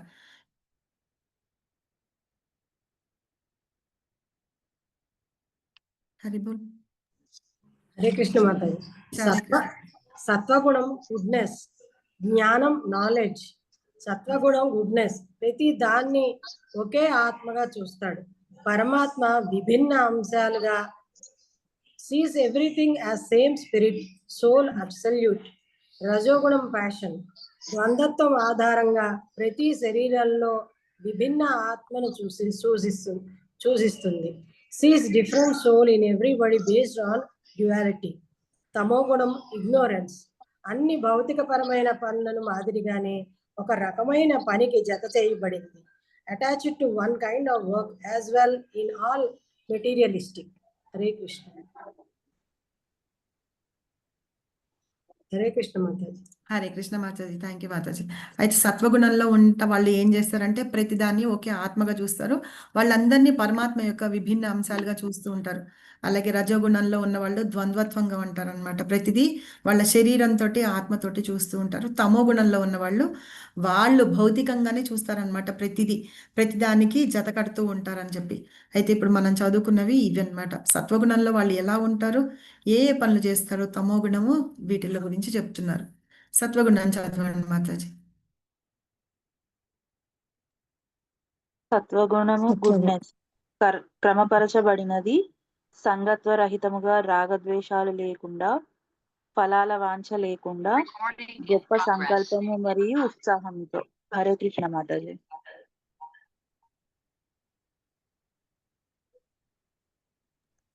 రజోగుణం ప్యాషన్, కానీ కోరికలను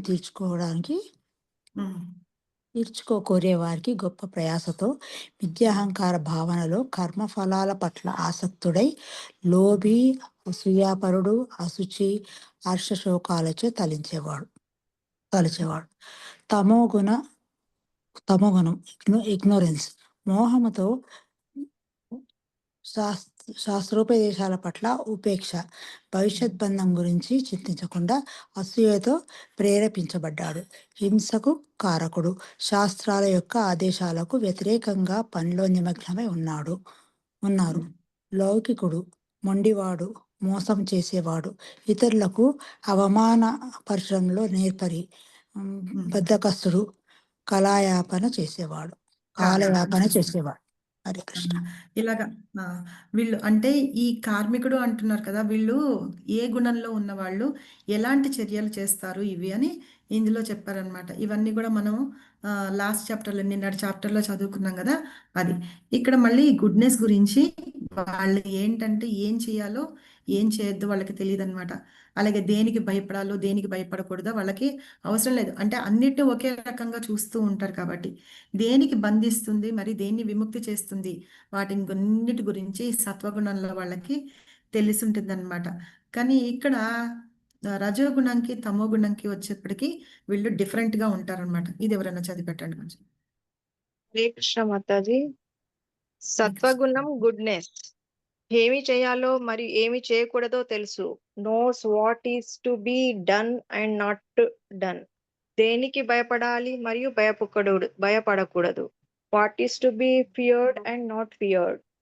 ఏది బంధిస్తుంది మరియు విముక్తి చేస్తుంది. What is binding and liberating. రజోగుణం ప్యాషన్. ధర్మం మరియు అధర్మం మధ్య తేడాను గుర్తించలేము. Cannot distinguish between religion and irreligion. ఏమి చేయాలో మరియు ఏమి చేయకూడదో తెలియదు. Does not know what should be done and should not be done. తమోగుణం ఇగ్నోరెన్స్. ఆ ధర్మాన్ని ధర్మంగా భావిస్తారు.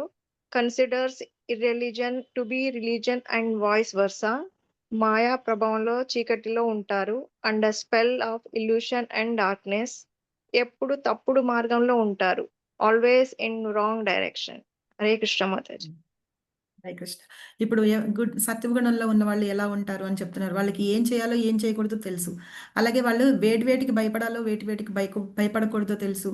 వాళ్ళ ఇంద్రియాలని ఎలా స్వాధీనంలో ఉంచుకోవాలో తెలుసు. కానీ ఇక్కడ రజగుణంలోకి వచ్చేటప్పటికి వాళ్ళన్నిటిని ఏంటంటే కామ్య ఫలాలకు మాత్రమే పట్టుకొని ఉంటూ ఉంటారనమాట. వాళ్ళు ఫ్రూటివ్ యాక్టివిటీస్ కోసం, అంటే వాళ్ళు చేసే పనులు నాకు ఏది లభిస్తుంది రిజల్ట్ దానికోసమే చూస్తూ ఉంటారు. తర్వాత ఈ తమో గుణంలో ఉన్న వాళ్ళు ఎప్పుడు వాళ్ళు నిద్రలో పడుకొని ఉంటారు, ఆనందంలో అంటే స్వప్నాల్లో తేలిపోతూ ఉంటారనమాట. వాళ్ళు మందబుద్ధిలాగా వాళ్ళు ఉంటూ ఉంటారనమాట. ఇలా వాళ్ళ గురించి చెప్తూ ఇందాక మనం చెప్పుకున్న విషయాన్ని ఇప్పుడు ఇక్కడ చెప్తున్నారు. ఆనందం ఎప్పుడు దొరుకుతుంది వాళ్ళకి, సుఖం ఎప్పుడు ఉంటుంది అనే విషయాన్ని గురించి ఇక్కడ చెప్పారు. ఓకేనా, చదవండి ఎవరన్నా ప్లీజ్.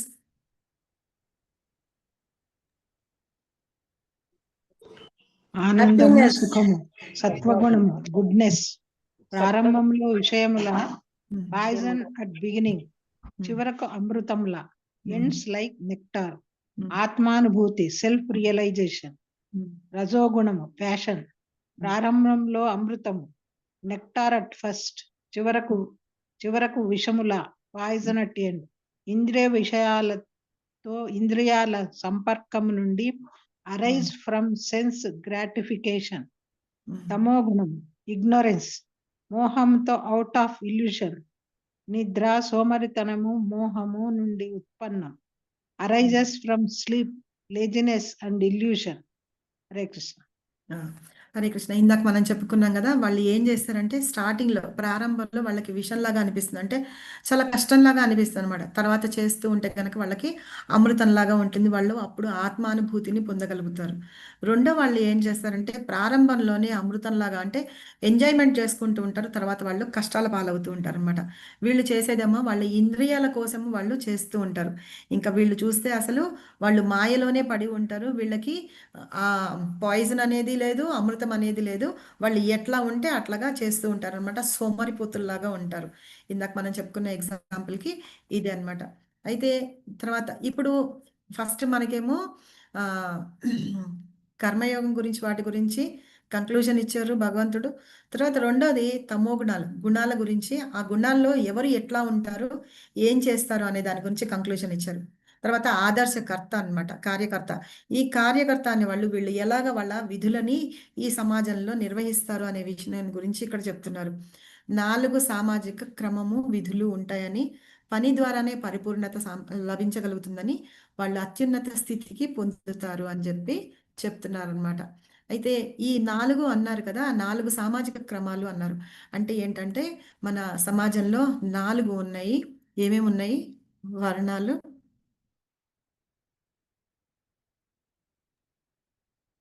బ్రాహ్మణులు, బ్రాహ్మణ, క్షత్రియ, బ్రాహ్మణులు, వైశ్య, శూద్ర.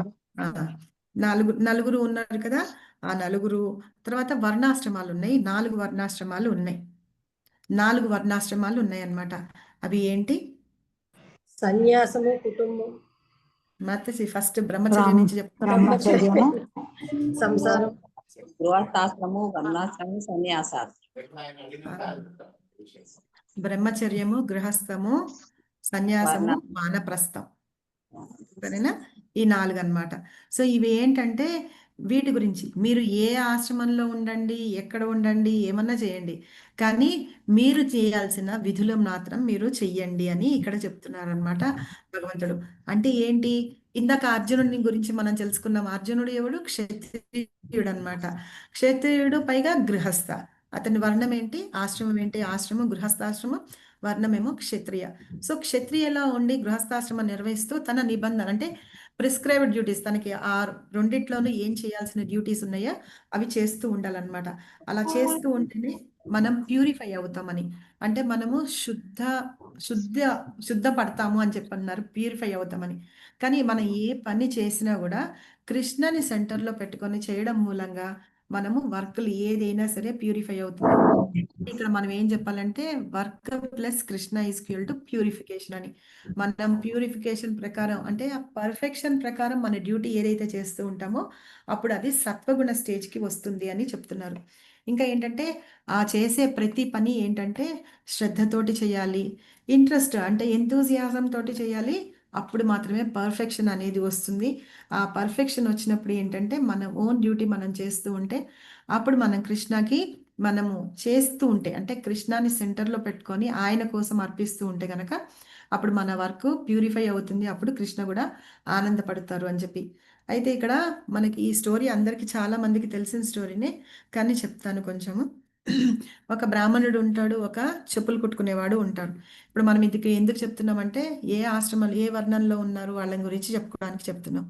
బ్రాహ్మణులు అనేటప్పటికి ఏంటంటే సమాజంలో హయ్యెస్ట్ స్టేజ్లో ఉంటారనమాట. ఎందుకంటే వాళ్ళే మిగతా వాళ్ళందరికీ జ్ఞానాన్ని ఇస్తారు అని చెప్పేసి, వాళ్ళు జ్ఞానవంతులు కాబట్టి, పైగా వాళ్ళు బ్రెయిన్ అని చెప్తారు భగవంతుడు దానికి.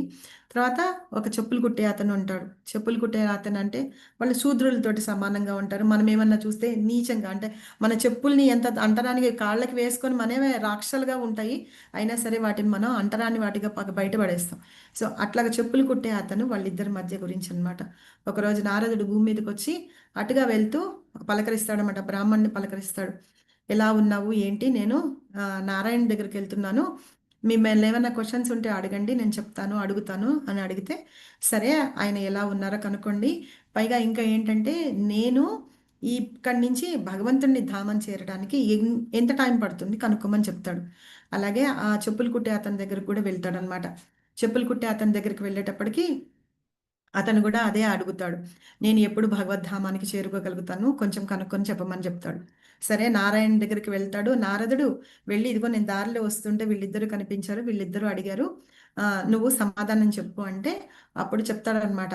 అయితే నేను ఇంకో క్వశ్చన్ అడుగుతున్నాను, నువ్వు వెళ్ళి వాళ్ళని అడిగిరా. వెళ్ళి వాళ్ళు మీరు ఏం చేస్తున్నారు అంటే నువ్వు మళ్ళీ అక్కడికి వెళ్ళిన తర్వాత భగవంతుడు ఏమన్నాడు అని అడుగుతూ ఆయన ఏం చేస్తున్నాడు అని అడుగుతారు కదా, అప్పుడు నువ్వు చెప్పు, ఒక సూది యొక్క కన్నం ఉంటుంది కదా, అందులో తోకను పెట్టి ఏనుగుని బయటకు లాగడానికి ట్రై చేస్తున్నారు అని చెప్పి చెప్పమని చెప్తాడు. సరే అలాగే బ్రాహ్మణి దగ్గరికి వెళ్తాడు. బ్రాహ్మణి దగ్గరికి వెళ్ళి మామూలుగా మాట్లాడుతుంటే నేను షార్ట్గా చెప్పేస్తున్నా. సో బ్రాహ్మణ్ దగ్గరికి వెళ్ళి అడిగితే అతను అంటాడు అనమాట, ఓ నీకే నారదా ఏమన్నా అర్థం ఉందా నువ్వు చెప్పే మాటలకి? అసలు అలా ఎలా అన్నా జరుగుతుందా? ఏ రోజన్నా జరుగుతుందా? అలా జరిగే ఛాన్సే లేదు. ఎందుకంటే ఎవరన్నా ఆ సూది కన్నంలోంచి ఏనుగురు బయటకు లాగగలుగుతారా? ఛాన్సే లేదు. నాతో వేళ్లకాలం ఆడుతున్నావా అని అంటాడు ఆ బ్రాహ్మణుడు. తర్వాత అదే చెప్పులు కుట్టే అతని దగ్గరికి వెళ్తాడనమాట. వెళ్ళినప్పుడు అతనితో అది కూడా సేమ్ ఇదే చెప్తాడు. చెప్పితే ఓ భగవంతుడు ఏమైనా చేయగలడు, ఎందుకంటే ఆయన సర్వాంతర్యామి, అన్ని తెలిసిన వాడు, అన్ని కారణాలకి ఆయనే కారణుడు. ఇప్పుడు నేను చెట్టుకుని కూర్చున్నాను చూసారా, ఈ చెట్టు కింద చిన్న విత్తనంలోంచి ఇంత పెద్ద వృక్షాన్ని తీయగలిగినాడంటే ఆ ఏనుగు సూది యొక్క కన్నంలోంచి ఏనుగును లాగలేడు అని చెప్పి అనుకోవడానికి ఎలా అవుతుంది? ఆయన ఏమన్నా చేయగలడు అంటాడనమాట. అదే భగవంతుని మీద మనకి ఉండాల్సిన నమ్మకం. ఇప్పుడు నేను పైన స్థాయిలో ఉన్నాను, బ్రాహ్మణుడు అతను ఎన్నో శాస్త్రాలు చదువుకున్నాడు, అన్నీ చదువుకున్నాడు, కానీ భగవంతుడు ఇట్లా చేశాడు అనేటప్పటికీ అంటే భగవంతుడు ఎవరు ఏం చేయగలడు అన్న జ్ఞానం లేదు అతనికి, ఆ నమ్మకం లేదు. కానీ ఆ చెప్పులు కుట్టే అతని దగ్గర, ఆ శూద్రుడి దగ్గర ఉందన్నమాట. కాబట్టి మళ్ళీ నారదుడు భగవంతుడి దగ్గరికి వెళ్తాడు. నారాయణ దగ్గరికి వెళ్తే ఏమన్నారు అని అంటే, ఇలా అన్నారంటే, నా కాదు, ఇప్పుడు నా దగ్గరికి ఫస్ట్ వచ్చేది ఎవరు అంటే ఈ చెప్పులు కుట్టే అతనే నా దగ్గరకు వస్తాడు ఇమ్మీడియట్గా. ఆ బ్రాహ్మణుడు రావడానికి కొన్ని వేల సంవత్సరాలు పడుతుంది అని. ఎందుకు అంటే ఈ మిథ్యాహంకారంతో ఉన్నాడు అతను. ఇంకా భగవంతుడిని అంటే ఎంత హై స్టేజ్లో ఉన్నా, ఎంత జ్ఞానం సంపాదించుకోవడానికి శాస్త్రాలు చదివినా, ఏం చదివినా భగవంతుడు అనేది తెలుసుకోలేకపోయినాడు. ఆయన మీద నమ్మకం లేదనమాట. ఆ ట్రస్ట్ అనేది ఏదైతే ఉంటుందో, ఎప్పుడైతే మనకి భగవంతుని ధామానికి ఈజీగా వెళ్తాం. కాబట్టి ఇలాగ భగవంతుని దగ్గరికి వెళ్ళడానికి అనమాట. ఏ వర్ణంలో ఉన్నాము, ఏ ఆశ్రమంలోనూ ఉన్నాము అనేది ఇంపార్టెంట్ కాదు అని. ఇప్పుడు భగవంతుడు ఎప్పుడైనా ఏంటంటే, మనం ఏంటి అంటే మనం మన ఒరిజినాలిటీనే ఉండాలన్నమాట. ఇప్పుడు నేనుగానే ఉండాలి. నేను ఇంకొకళ్ళని ఇమిటేట్ చేశాను అనుకోండి, అది నాలో రాలేదు. ఎప్పుడు కొంచెం కొంచెం వచ్చినా కానీ నా ఒరిజినాలిటీనే ఉంటుంది. కాబట్టి భగవంతుడు ఎప్పుడు ఏంటంటే మన ఒరిజినాలిటీని, మన ఏది ఉందో, మనం ఏది ఎక్స్ప్రెస్ చేస్తామో, మన మనసులో ఏందో అదే బయట పెడతాం. మనకి ఎంతవరకు అర్థమైందో భగవంతుడు అదే ఇష్టపడతాడనమాట. ప్రతి వాళ్ళు చాలా యూనిక్గా ఉంటారు. ఒకళ్ళకొకళ్ళు డిఫరెంట్గా చాలా యూనిక్. ప్రతి వాళ్ళలో ఒక గొప్పతనం ఉంటుంది. ఆ గొప్పతనాన్ని చూసి వాళ్ళు దాన్ని భగవంతుడి సేవలో ఎలా ఉపయోగిస్తారు, ఆయన ఎలా అర్థం చేసుకుంటారు అనే దాని మీద ఆధారపడి ఉంటుందన్నమాట.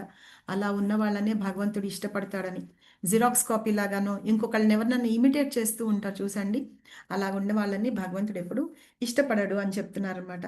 మీరు ఏం చేస్తారో అదే చెయ్యండి. కృష్ణ అందరికీ తెలివితేటలు ఇచ్చాడు. మనకందరికీ ఏ ఏ పనులు చేయాలో ఆ కెపాసిటీ కూడా ఇచ్చారు.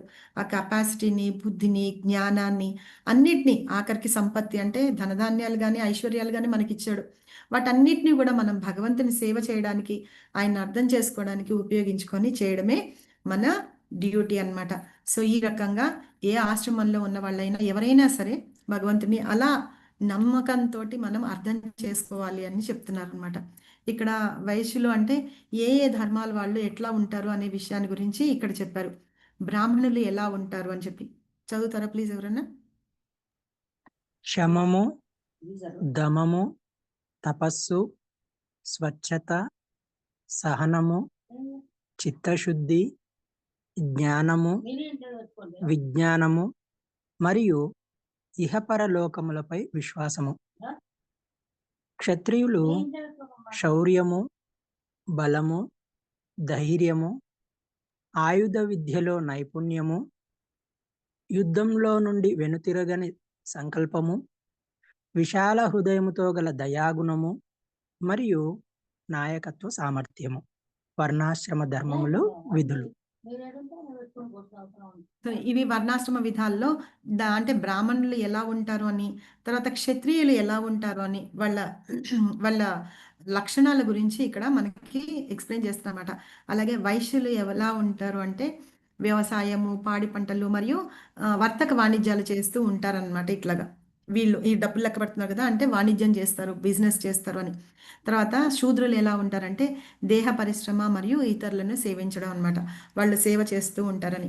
అయితే ఈ వర్ణాలు 4 వర్ణాలు ఉన్నారు, వీళ్ళు సేవ చేస్తారు అంటే వీళ్ళు సేవ చేయడం కాదు. ఇప్పుడు వీళ్ళు ఉన్నారంటే మిగతా ముగ్గురికి సేవ చేస్తారనమాట. ఎవరికి?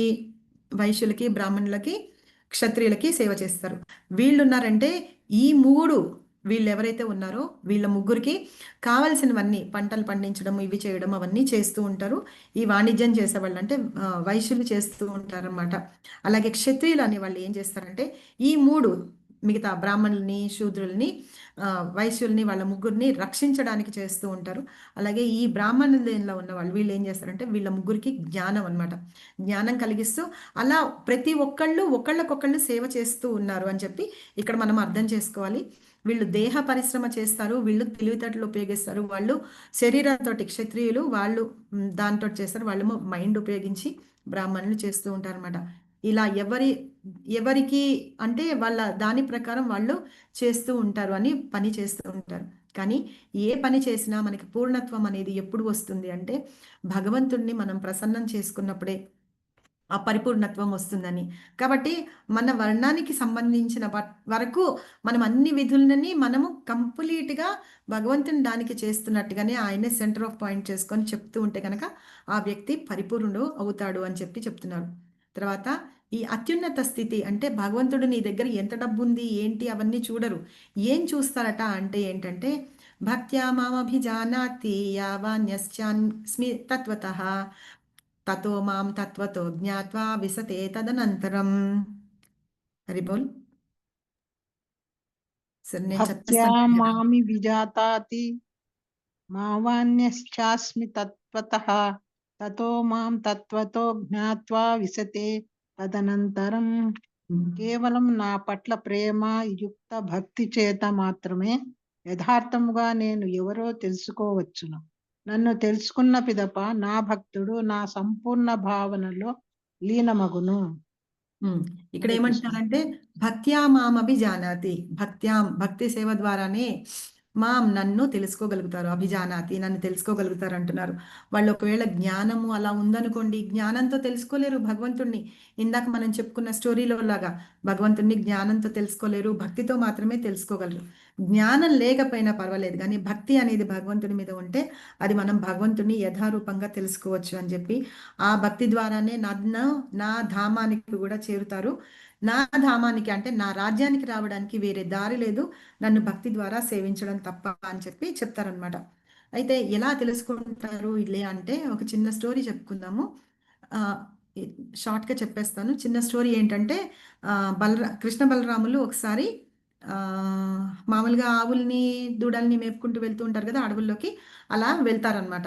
వెళ్తూ లంచ్ తీసుకొని వెళ్ళరు. తర్వాత అక్కడ ఏం చేస్తారంటే అడవుల్లోకి వెళ్ళినప్పుడు అక్కడ ఆ రోజు బ్రాహ్మణులు యజ్ఞం చేసుకుంటూ ఉంటారు. యజ్ఞం చేస్తారు కదా, వాళ్ళ దగ్గరికి వెళ్ళి ఆకలేస్తుంది మధ్యాహ్నం అందరూ అడుగుతారు అనమాట. ఏంటి మళ్ళీ ప్రాబ్లం వచ్చింది. అయితే మళ్ళీ మళ్ళీ ఏం చేస్తారంటే వాళ్ళకి అడుగుతారు, వెళ్ళి నువ్వు ఆకలేస్తుంది అంటే వెళ్ళి అక్కడ బ్రాహ్మణులు వంట చేస్తున్నారు, మీరు వెళ్ళి తీసుకొని రండి అని చెప్తారు.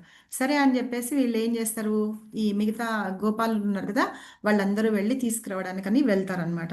వెళ్ళినప్పుడు ఏమని చేస్తారు, వాళ్ళు అంటారు మేము యజ్ఞం చేసుకుంటున్నాము, అసలు కృష్ణ బలరాములు ప్రసాదం తీసుకురమ్మన్నారని చెప్తే వాళ్ళకి అసలు వినిపించుకోరు అనమాట వాళ్ళు. సరే అని చెప్పేసి వీళ్ళు మళ్ళీ వచ్చేస్తారు. కృష్ణ వాళ్ళు వినిపించుకోవట్లేదంటే ఆ పక్కన వాళ్ళ బ్రాహ్మణుల భార్యలు ఎవరైతే ఉన్నారో వాళ్ళు వంట చేస్తూ ఉన్నారు, మీరు వెళ్ళి వాళ్ళ దగ్గరికి వెళ్ళి మీరు భోజనాన్ని కృష్ణ బలరాములు వచ్చారు ప్రసాదం కావాలి అని చెప్పి అడగమని చెప్తారు. వెళితే వెంటనే వీళ్ళ నోట్లోంచి కృష్ణ వచ్చాడు అని చెప్పుకుందే వాళ్ళు ఏం చేస్తారంటే వచ్చి ప్రసాదం తీసుకొని అంతా వచ్చేస్తారనమాట. వచ్చేస్తే తీసుకొని ఇచ్చేస్తారు వాళ్ళకి. ఇస్తే వీళ్ళు ఏ అంటే కృష్ణ బలరాములు వచ్చారు అంటే తీసుకొని వాళ్ళ ప్యాక్ చేసి ఇచ్చి వాళ్ళ వెనకాలే వచ్చి కృష్ణుడిని అక్కడ దర్శనం చేసుకోవడానికి వాళ్ళు అక్కడికి వెళ్తారు. అయితే అది నిజమైన భక్తి అనమాట. తర్వాత చెప్తారు వాళ్ళందరూ, ఇంట్లో నువ్వు వచ్చేసావు కదా, వదిలిపెట్టేసి వచ్చావు కదా, మళ్ళీ రావద్దు, మళ్ళీ ఇంట్లోకి ఆ కృష్ణుని చూడడానికి వెళ్తే కనుక రావద్దు అని చెప్పి. తర్వాత ఆయనని చూసి వీళ్ళు ఏంటి బ్రాహ్మణ పత్నిలకి అంత గొప్ప ఇది లేదనమాట. వాళ్ళు ఏం చేస్తారంటే ఉత్తగా భగవంతుణ్ణి చూడడం మాత్రమే చేస్తారు, అంటే వింటారు ఆయన లీలల గురించి, కృష్ణుడు ఇట్లా చేశాడు, బలరాముడు ఇట్లా చేశాడు, అట్లా ఉన్నారు ఇట్లా ఉన్నారని చెప్పి లీలలు చెప్తూ ఉంటే వాయిస్ రావడం లేదా, వాయిస్ ఉంది మాతాజీ. మంచిగా పిక్చర్ పోతోంది. పర్వాలేదు మాతాజీ, చెప్పండి ఏం కాదు. అయితే వీళ్ళు ఏమంటారంటే ఆ బ్రాహ్మణి యొక్క పత్నిలు ఏం చేస్తారంటే వాళ్ళు ఎప్పుడు వింటూనే ఉన్నారనమాట కృష్ణుడి గురించి, కృష్ణ ఇలా వాళ్ళని చంపారు వీళ్ళని చంపారు, వాళ్ళ లీలలన్నీ వింటూ ఉన్నారు. కానీ వీళ్ళకేంటే బ్రాహ్మణులకి ఏంటంటే వాళ్ళు ఆల్రెడీ అవన్నీ చూసి ఉన్నారు, అంటే వాళ్ళకి తెలుసు ఉన్నాయి, వాళ్ళు తెలుసుకున్నారు, జ్ఞానం ఉంది వాళ్ళకి భగవంతుడు ఇవి అని. కానీ వాళ్ళు తెలుసుకోలేకపోతారు. కృష్ణుడు స్వయంగా కృష్ణుడు వచ్చాడు అని చెప్తే కూడా వాళ్ళు తెలుసుకోలేకపోతారు. ఇప్పుడు ఈ బ్రాహ్మణ పత్నులందరూ వస్తారు కదా, వాళ్ళందరూ వచ్చి భోజనం పెట్టి భగవంతునికి దర్శనం చేసుకొని వెళ్తారు. ఇంకా మేము మమ్మల్ని రావద్దన్నారు ఇది అని అంటే, నువ్వు లేదు లేదు మీరు వెళ్ళండి ఏం కాదు అని చెప్పి కృష్ణుడు చెప్తే వెళ్తారు. వెళ్ళిన తర్వాత అప్పుడు బ్రాహ్మణులకి జ్ఞానం కలుగుతుంది అనమాట. మేము మిమ్మల్ని తప్పుగా అర్థం చేసుకున్నాము, మీరు వెళ్ళి భగవంతుని దర్శనం చేసుకోగలిగారు, మేము చేసుకోలేకపోయినాము, ఇది మా అజ్ఞానము. అంటే బ్రాహ్మణులుగా చదువుకుని ఉన్నా అన్ని శాస్త్రాలు తెలిసినా కానీ భగవంతుని తెలుసుకోలేకపోయారు శాస్త్రజ్ఞానం ద్వారా. కానీ వీళ్ళు ఏంటి జస్ట్ లీలలు, విన్న దాని ద్వారానే భగవంతుణ్ణి, అంటే ఆ భక్తి అనేది దాని ద్వారా భగవంతుణ్ణి తెలుసుకోవచ్చు అనేది ఇక్కడ మనకి చెప్తున్నారనమాట. అలా వెళ్ళడం, బ్రాహ్మణ పత్రులకి వెళ్ళారు. తర్వాత వీళ్ళు ఏం చేస్తారు, డైరెక్ట్గా భగవంతుని ధామానికి వెళ్ళిపోతారనమాట ఈ బ్రాహ్మణ పత్రులు. కాబట్టి మనం ఎప్పుడు చెప్పుకుంటాము, అన్నిట్లోకి ముఖ్యమైనది ఏంటంటే శ్రవణము అని చెప్తాము.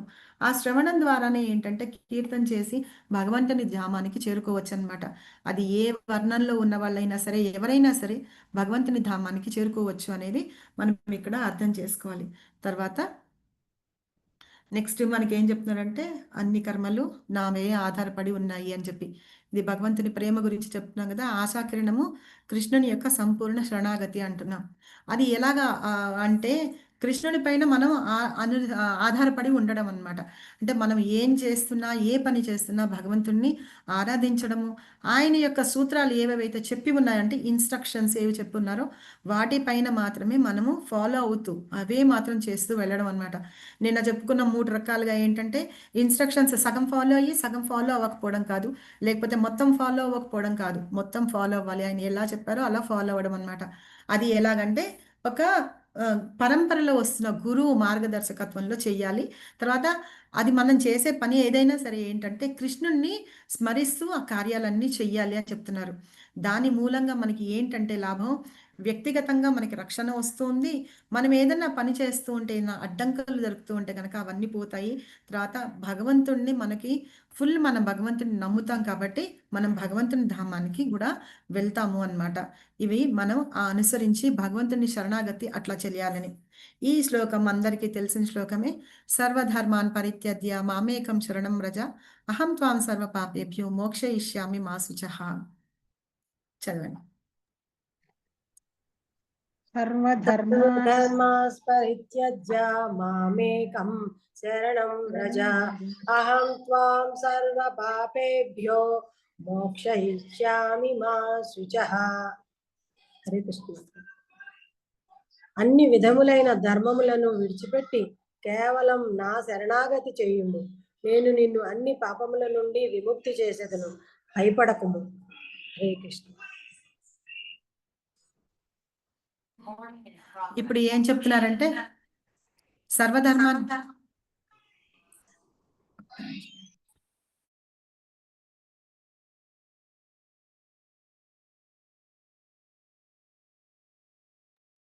మాతాజీ వాయిస్ రావట్లేదు.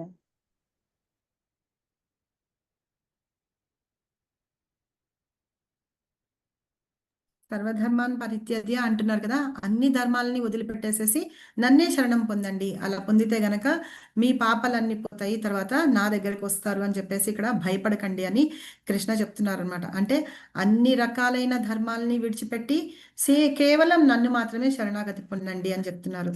ఇది ప్రామిస్ చేస్తున్నారు భగవంతుడు మనకి ఇక్కడ భగవద్గీతలో స్వయంగా చెప్తూ అనమాట. సో ఇలాంటివి మనం ఏం చేస్తామంటే మామూలుగా భగవంతుడి గుడికి వెళ్తేనో ఏమన్నా చేస్తేనో ఎట్లా అడుగుతాము, నాకు ఇది కావాలి, అది కావాలి, ఆ కోరిక తీర్చు, ఈ కోరిక తీర్చు అని ఇలాంటి కోరికలన్నీ కావాలని తీర్చమంటూ ఉంటాం. కానీ ఇక్కడ ఏంటంటే మనకి ఆచార్యులు ఏం చెప్తున్నారంటే మనం ఏం కోరుకోవాలంటే భగవంతుడే ఎప్పుడు నన్ను నీ సేవలోనే ఉంచేటట్టుగా నన్ను చేసుకో, నాకు నీ సేవ చేసే భాగ్యాన్ని నాకు కల్పించు అలా మనం కోరుకోవాలన్నమాట. అంతేగాని నాకు కార్లు కావాలి, బంగ్లాలు కావాలి, నాకు ఇవి కావాలి, అవి కావాలి, ఎదురింటి వాళ్ళకు ఉన్న కారు కంటే ఇంకా పెద్ద కారు కావాలి, చాలా కాస్ట్లీ కారు కావాలి, బిల్డింగ్లు కావాలి అని చెప్పి అలాంటివన్నీ కోరుకోకుండా మనం ఎప్పుడు ఆయనకి సేవ చేసుకునే ఇది మాత్రమే మనము కోరుకోవాలి అని చెప్తున్నారు అనమాట. యాక్చువల్గా నేను ఇక్కడ ఒక స్టోరీ కూడా పెట్టుకున్నాను కానీ చాలా లేట్ అయిపోతుంది, ఈసారి ఎప్పుడన్నా చెప్తాను. సో ఏంటంటే తర్వాత మళ్ళీ ఇది ఇంపార్టెంట్ అయిన శ్లోకము. సర్వధర్మాన్ పరిత్యజ్య మనం భగవంతుడిని ఇలా శరణ పొందుతాము. ఈ శరణ పొందడానికి ఏంటి, కృష్ణకి శరణాగతి ఎట్లా వెళ్ళాలి, ఎట్లా చేయాలి అని ఇక్కడ చెప్పారు.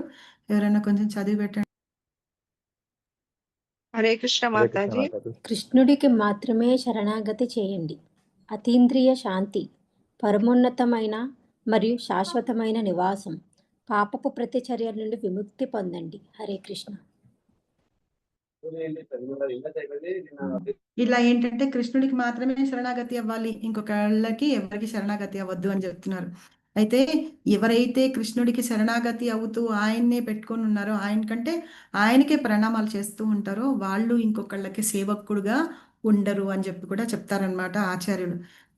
అలా ఎప్పుడైతే మనం భగవంతుడికి శరణాగతి అవుతామో అప్పుడు అతీంద్రియమైన శాంతి, చాలా మంచి శాంతి కలుగుతూ ఉంటుందట. పరమోన్నతమైన శాశ్వతమైన స్థానం ఏంటి? భగవంతుని దానానికి వెళ్తామని. మన పాపపు చర్యలు, ప్రతిచర్యలు ఏవేవైతే ఉంటాయో వాటన్నిటి నుంచి మనం విముక్తి కూడా చెందుతాము అని చెప్పేసి చెప్తున్నారు.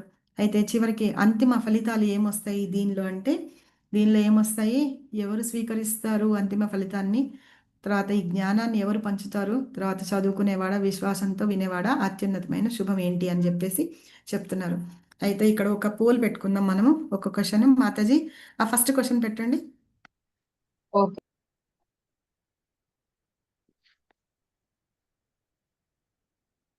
సో ఆ మాతాజీ పెట్టే లోపల నేను కాసేపు మాట్లాడతాను. భగవద్గీతలో 2 చోట్ల ఒకటే శ్లోకం ఉంది. ఎవరికన్నా తెలుసా? కొంచెం చిన్ని చిన్ని చేంజెస్ తోటి సేమ్ శ్లోకం ఉంది. మన్మనాభవ మద్భక్తో మధ్యాజై మాం నమస్కరు మామే వైశ్య సత్యంతే ఓకే ఓకే, ప్రతిజానే ప్రియోసిమే. ఇదే మీకు తెలుసు నైన్త్ చాప్టర్ లో కూడా ఉంది మాతాజీ. జపా సెషన్ లో నేను క్వశ్చన్ అడిగాను ఇది. సరే, ఇది ఇప్పుడు మీరు చెప్పింది ఏ శ్లోకం? 65 మాతాజీ. ఏ చాప్టర్ లో శ్లోకం మాతాజీ మీరు చెప్పింది? 18.65 ఇంకో శ్లోకం ఎక్కడుంది? 9th chapter Mataji. శ్లోకం నెంబర్ గుర్తులేదు. 9.34. సో ఇది కొంచెం ఇది చూసుకోండి క్వశ్చన్. భగవంతుని పరమ నిబంధన ఏంటి? భగవంతుని ధ్యానం చేయడం కాదు. అందుకని ఆ శ్లోకం అయిపోయిన తర్వాత నేను ఇది పెట్టాను, మీరు కరెక్ట్గా ఆన్సర్ పెడతారని. ఆయన ఏంటి ఇన్స్ట్రక్షన్స్ ఏం చెప్తున్నారు? ఒకటే ఇన్స్ట్రక్షన్ చెప్తున్నారు, అన్ని ధర్మాలని వదిలిపెట్టేసేయండి, మామేకం శరణం రజ, నన్ను ఒక్కడే ప్రార్థించండి అని చెప్పేసి చెప్తున్నారు అనమాట భగవంతుడు. అన్ని ధర్మాలు అంటే ఏంటి మాత? ఆ, అన్ని ధర్మాలు అంటే అన్ని ధర్మాలు అంటే ప్రభు మనం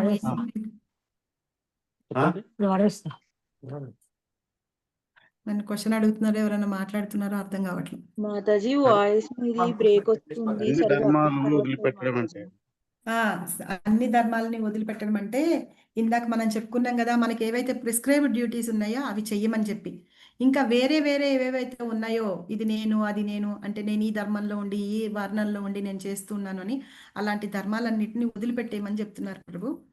ఓకే. మిగతా అన్ని ధర్మాలని వదిలిపెట్టేసేయమని చెప్తున్నారు. అవి అంటే మీరు చేసే ప్రిస్క్రైబ్డ్ డ్యూటీస్ ఏవేవైతే ఉన్నాయో అవన్నీ మీరు చేయండి. అవి ఎలాగ ఓకే. చేయండి? నన్ను సెంటర్ ఆఫ్ పాయింట్ గా పెట్టుకొని నాకు చేయండి, నా కోసం చేయండి అని చెప్తున్నారు అనమాట.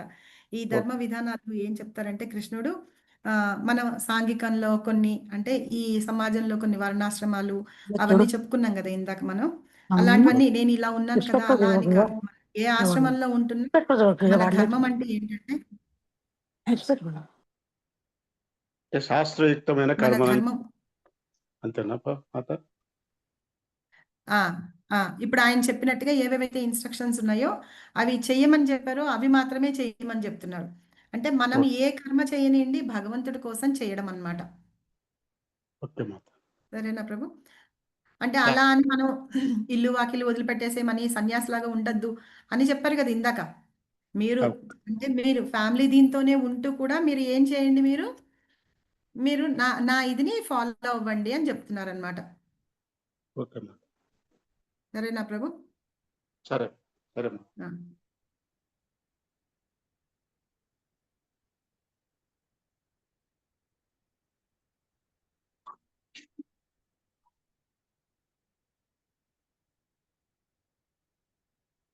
సో తర్వాత మనము ఇప్పుడు ఏం చెప్పాను మాతాజీ, 2 క్వశ్చన్స్ ఒక క్వశ్చన్ అడిగాను కదా.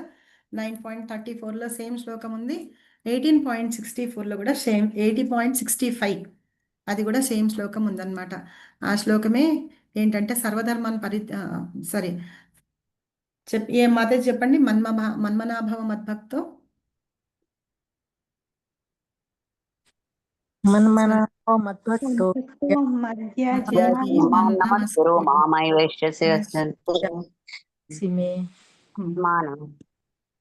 సరే. అయితే ఇక్కడ ఏం చెప్తున్నారంటే రెండిట్లోనూ ఏం చెప్తున్నారంటే భగవంతుడు ఒకటి ఏం చెప్తారు, ఫస్ట్ 9.34లో ఏం చెప్తారు, మీ డ్యూటీ ఏంటి చేయమని చెప్తున్నారు. అది ఏంటంటే నా గురించి ఆలోచించండి, నా డివోటీస్ అంటే నా భక్తులు అవ్వండి, నా గురించే ప్రణామం చేయండి, నాకే ప్రణామం చేయండి, నాకే పూజ చేయండి అని చెప్తున్నారు. అలాగ చేస్తే గనక నువ్వు నా దగ్గరకు వస్తావు అని చెప్తున్నారు.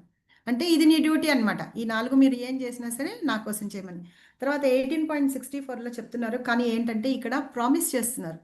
నువ్వు అలా చేసావనుకో, అప్పుడు నువ్వు కంపల్సరీగా నా దగ్గరకు వస్తున్నావు, నువ్వు నాకు చాలా ప్రియమైన వాడివి అవుతావు, నేను నీకు ప్రామిస్ చేస్తున్నానని చెప్పి 18.65లో భగవంతుడు ప్రామిస్ చేస్తున్నాడు అనమాట. సో ఇవి మనం గుర్తుపెట్టుకోవాల్సిన విషయాలు ఇందులో చెప్పలేదు మనకి మన దీనిలో, కానీ నాకు చెప్పాలనిపించింది, చెప్పాను.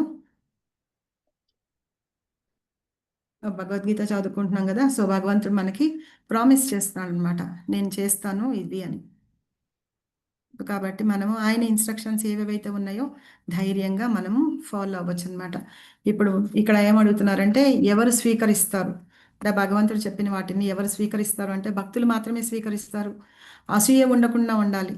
తర్వాత అర్జునుడికి చెప్పారు కదా, నేను నీకు ఎందుకు చెప్తున్నాను అంటే నీకు నా మీద అసూయ లేదు, కాబట్టి నేను నీకు భగవద్గీత చెప్తున్నాను, నువ్వు నా మిత్రుడివి, నా శ్రేయోభిలాషివి, కాబట్టి నేను నీకు చెప్తున్నానని. తర్వాత స్వీయ నియంత్రణ అంటే విషయాల పట్ల వాళ్ళకి నియంత్రణ ఉండేటట్టుగా ఉంచుకోవాలన్నమాట. ఎప్పుడైనా అంటే మన మన కంట్రోల్లో మనం ఉండాలి అని చెప్పి, అలాగ ఉన్న వాళ్ళకి మాత్రమే భగవంతుడిని వాళ్ళు స్వీకరించగలుగుతారు అని ఇక్కడ చెప్తున్నారు.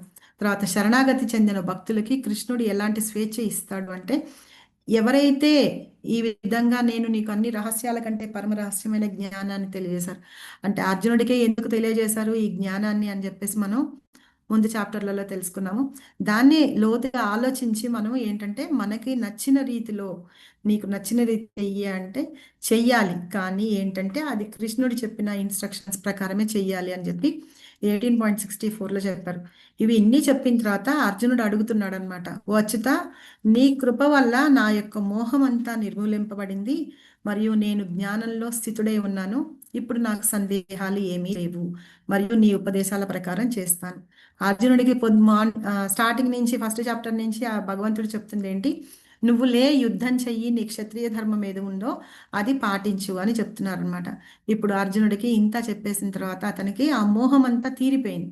మోహం అంతా తీరిపోయి ఏం చెప్తున్నా అంటే, నువ్వు నేను ఎలా చెప్పావో అలాగే నేను పాటిస్తాను, నన్ను జ్ఞానంలో స్థితుడై ఉన్నాను, ఇప్పుడు నువ్వు చెప్పినంత నాకు అర్థమైంది, నాకు వేరే డౌట్స్ ఏం లేవు అని చెప్పి చెప్తున్నాడు అనమాట. ఇలాగ ఉపదేశాల ప్రకారం చేస్తాను అని అర్జునుడు యుద్ధానికి రెడీ అయ్యాడు. అయితే ఈ ఈ జ్ఞానాన్ని అంటే ఇక్కడ చెప్తున్నారు అనమాట. లాస్ట్లో మనం ఏం చెప్పాము, ఇంకొకటి దీని ఫలితం ఏంటి అది అనేది చెప్పాం కదా, అందులో చెప్తున్నారనమాట, ఎవరైతే ఈ జ్ఞానాన్ని అంటే ఎండ్ రిజల్ట్స్ అని చెప్పుకున్నాము లాస్ట్ పాయింట్, 5th పాయింట్, ఎవరైతే ఈ గోప్యమైన జ్ఞానాన్ని అంటే ఈ భగవంతుడు చెప్పిన ఈ జ్ఞానాన్ని వేరే వాళ్ళకి ఉపదేశిస్తూ ఉంటారో వాళ్ళు భగవంతుని యొక్క మహోన్నతమైన ప్రేమని చూస్తారు, పైగా వాళ్ళు నిస్సందేహంగా భగవంతుని ధామానికి చేరుకుంటారు అని చెప్తున్నారు అనమాట. ఈ శ్లోకం ఏంటంటే, యైదం పరమం గుహ్యం యద్భక్తేష్వాభిధాస్యతి భక్తిం మయి పరాం కృత్వా మామే వైష్యత్య సంశయః. చదవండి ప్లీజ్ ఎవరన్నా. యా ఇదం పరం గుహ్యం యద్భక్తేష్వభిదాస్యతి భక్తిం మయి పరాం కృత్వా మామే వైష్యత్య సంశయః. ఎవరైతే ఈ పరమ గోప్యమైన జ్ఞానమును నా భక్తులలో ఉపదేశిస్తారో వారు మహోన్నత ప్రేమయుక్త సేవను చేసినట్టు, వారు నిస్సందేహముగా నన్నే చేరుకుంటారు. హరే కృష్ణ. Thank you Mataji. సరే, ఈ జ్ఞానాన్ని ఎవరెవరైతే పంచుతూ ఉంటారో అంటే ఇక్కడ మనకు చూపిస్తున్నారు, మనం భగవద్గీత బుక్ డిస్ట్రిబ్యూషన్ వాటన్నిటికీ వెళ్తూ ఉంటాము. అది ఆ జ్ఞానాన్ని అంటే భగవంతుని యొక్క ఈ గొప్ప దివ్యమైన జ్ఞానాన్ని మనము ఈ భగవద్గీత ద్వారా మనము పంచుతూ ఉన్నాం అనమాట. వాళ్ళకి బుక్స్ ఇచ్చి చెప్పడము, లేకపోతే ఇట్లా 18 days కోర్స్ కానీ 1 week అంటే 6 days కోర్స్ కానీ, తర్వాత మళ్ళీ ఇప్పుడు మనకి గీత అడ్వాన్స్ కోర్స్ కూడా వేరేది ఉంటుంది, అందులో 108 శ్లోకాల గురించి మనం చెప్పుకుంటూ ఉంటాము. తర్వాత భగవద్గీత శ్లోక బై శ్లోకం చదువుతూ ఉంటాం. ఇలాంటివన్నీ మనం చేస్తూ ఉంటాం. మీరందరూ కూడా ఎవరన్నా జాయిన్ అవ్వాలి అనుకుంటే కనుక జాయిన్ అవ్వచ్చు. మనం ఈ క్లాస్ని మనము రేపు మండే నుంచి వీక్లీ 2 డేస్ పెట్టుకుంటాము, సేమ్ ఇదే టైము. మీరందరూ జాయిన్ అవుతారని నేను అదే టైం చూస్ చేసుకున్నాను, వారానికి 2 రోజులు. సో 108 శ్లోకాస్ చెప్పుకుందాం అనమాట. సో ఇలాగా ఎవరైతే ఈ జ్ఞానాన్ని తీసుకుంటూ ఉంటారో, ఉపదేశిస్తూ ఉంటారో, వాళ్ళు భగవంతుని ధామాన్ని అసలు డౌటే లేదనమాట, ఆయన ధామానికి చేరుకుంటూ ఉంటారు. ఇది ఎవరికి చెప్తున్నారు? చెప్పే వాళ్ళ కోసం చెప్తున్నారంటే, చెప్పేవాళ్ళు గురువుల కోసం చెప్తున్నట్టు మన లెక్క మాట్లాడుకోవాలంటే. తర్వాత నెక్స్ట్ ఇది ఎవరైతే ఈ జ్ఞానాన్ని చదువుతారో, అంటే ఎవరైతే ఈ ఇప్పుడు చెప్తున్న భగవద్గీత జ్ఞానాన్ని ఎవరైతే వాళ్ళు వింటారో, అధ్యయనం చేస్తారో, వాళ్ళు భగవంతుడికి కూడా వాళ్ళు కూడా ప్రియమైన వాళ్ళు అని చెప్పి చెప్తున్నారు అనమాట. ఇందాక చెప్పింది టీచర్స్ కోసం చెప్తున్నారు, ఎవరైతే బోధిస్తారో వాళ్ళ గురించి చెప్తున్నారు, వాళ్ళు నాకు ప్రియమైన వాళ్ళు, నిస్సందేహంగా నాకు దగ్గరికి చేరుకుంటారు అని. తర్వాతది ఏంటంటున్నారంటే ఈ పవిత్రమైన భగవద్గీత జ్ఞానాన్ని యజ్ఞంలాగా ఎవరు అధ్యయనం చేస్తూ ఉంటారో, విశ్వాసంతో వింటూ ఉంటారు చూసారా, వాళ్ళు పుణ్యాత్ములు అవుతూ ఉంటారని, వాళ్ళు పుణ్యాత్ములు నివసించే లోకాలకు చేరుకుంటూ ఉంటారని చెప్తున్నారనమాట. మనము సనాతన ధర్మాన్ని ఫాలో అవుతూ ఉంటాము. ఎప్పుడైనా సరే మనందరి ఇళ్లలో 2 పుస్తకాలు కంపల్సరీగా ఉండాలి. ఒకటి భగవద్గీత ఉండాలి, శ్రీమద్ భాగవతం ఉండాలి. భగవద్గీత అనేది భగవంతుడు మనకిచ్చిన ఇన్స్ట్రక్షన్స్ అయితే, భాగవతం స్వయంగా కృష్ణ పరమాత్ముడు అనమాట. అంటే భాగవతాన్ని మనం ఇంట్లో పెట్టుకున్నామంటే అది స్వయంగా భగవంతుడు మన ఇంట్లో వచ్చి ఉన్నట్టే. కాబట్టి ఈ 2 పుస్తకాలు మన ఇంట్లో కంపల్సరీగా ఉండాలి అని చెప్తున్నారు. తర్వాత ఈ పవిత్రమైన ఈ ఆనందం, అంటే ఇవి చదవడం మూలంగా మనందరికీ ఎంత ఆనందము అనేది చాలా పొందుతూ ఉంటామని, అలాగా ఈ ఆనందాన్ని మనం అలాగే ఉంచుకుంటూ కృష్ణుని రూపాన్ని మనలో నిలుపుకోవాలని చెప్తున్నారు అనమాట. అయితే ఇప్పుడు మీకు లాస్ట్ క్వశ్చన్ ఒకటి పోల్ పెడతాను. మాతాజీ సెకండ్ క్వశ్చన్ పోల్ పెట్టండి. ఓకే.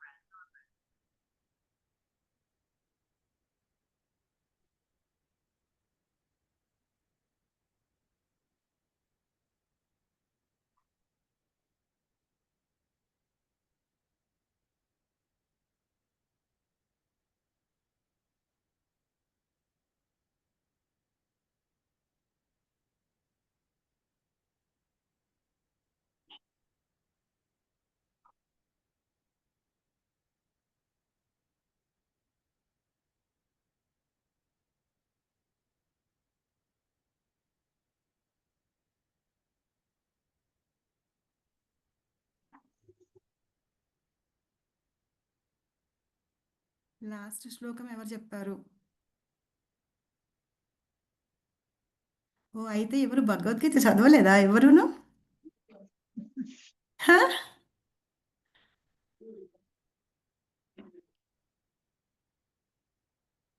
వ్యాసుడేనా మాతాజీ చెప్పేది? వ్యాస భగవానుడా సంజయుడు వ్యాస చెప్తారు. భగవానుడా నేను భగవద్గీత స్టార్టింగ్ ఇంట్రడక్షన్ చెప్పేటప్పుడు, సంజయుడు మాతాజీ మీరు ఉండండి మాతాజీ. సారీ సంజయ్. ఆ నలుగురు మాట్లాడారని చెప్పాను. ఒకళ్ళు ధృతరాష్ట్రుడు, సంజయుడు, కృష్ణుడు, అర్జునుడు. సో ధృతరాష్ట్రుడు ఒక్కడే చెప్పానని చెప్పా, మిగతా 3 మాట్లాడుతూ ఉన్నారు. ఇప్పటి వరకు అర్జునుడు, కృష్ణుడు, మధ్య మధ్యలో సంజయుడు మాట్లాడుతూ ఉన్నారు. సో సంజయుడు ఆ, సంజయుడు 74 శ్లోకాల నుండి సంజయుడు మాట్లాడాడు. 74, 75, 76, 77, 78. అవంతా కృష్ణ సంజయుడు చెప్పేసారు, అయిపోయింది. ఏం చెప్పారు? ఓకేనా, తీసేద్దామా పోలు? తీసేయండి. పోలు తీసేయండి మాతాజీ. కృష్ణుడు చెప్పలేదు. కృష్ణుడు ఇందాక మనకేం చెప్పారు?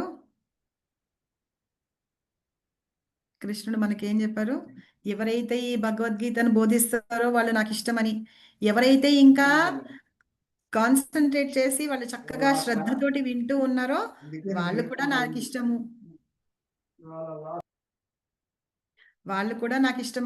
అలాంటి వాళ్ళు ఏంటట, పుణ్యాత్ములు ఉన్న దానికి వెళ్తారు అని. ఒకసారి మళ్ళీ షేర్ చేస్తాను చూడండి. ఇవి గుర్తుపెట్టుకోండి, ఇవన్నీ కృష్ణ చెప్పిందనమాట. స్వయంగా కృష్ణుడు చెప్పాడు ఇది. ఇది కూడా కృష్ణుడు చెప్పిందే. ఏ విజ్ఞానాన్ని ఎవరైతే పంచుతారో వాళ్ళు ఏంటి అని చెప్పి నన్ను చేరుకుంటారు అని చెప్పారు 68 శ్లోకం.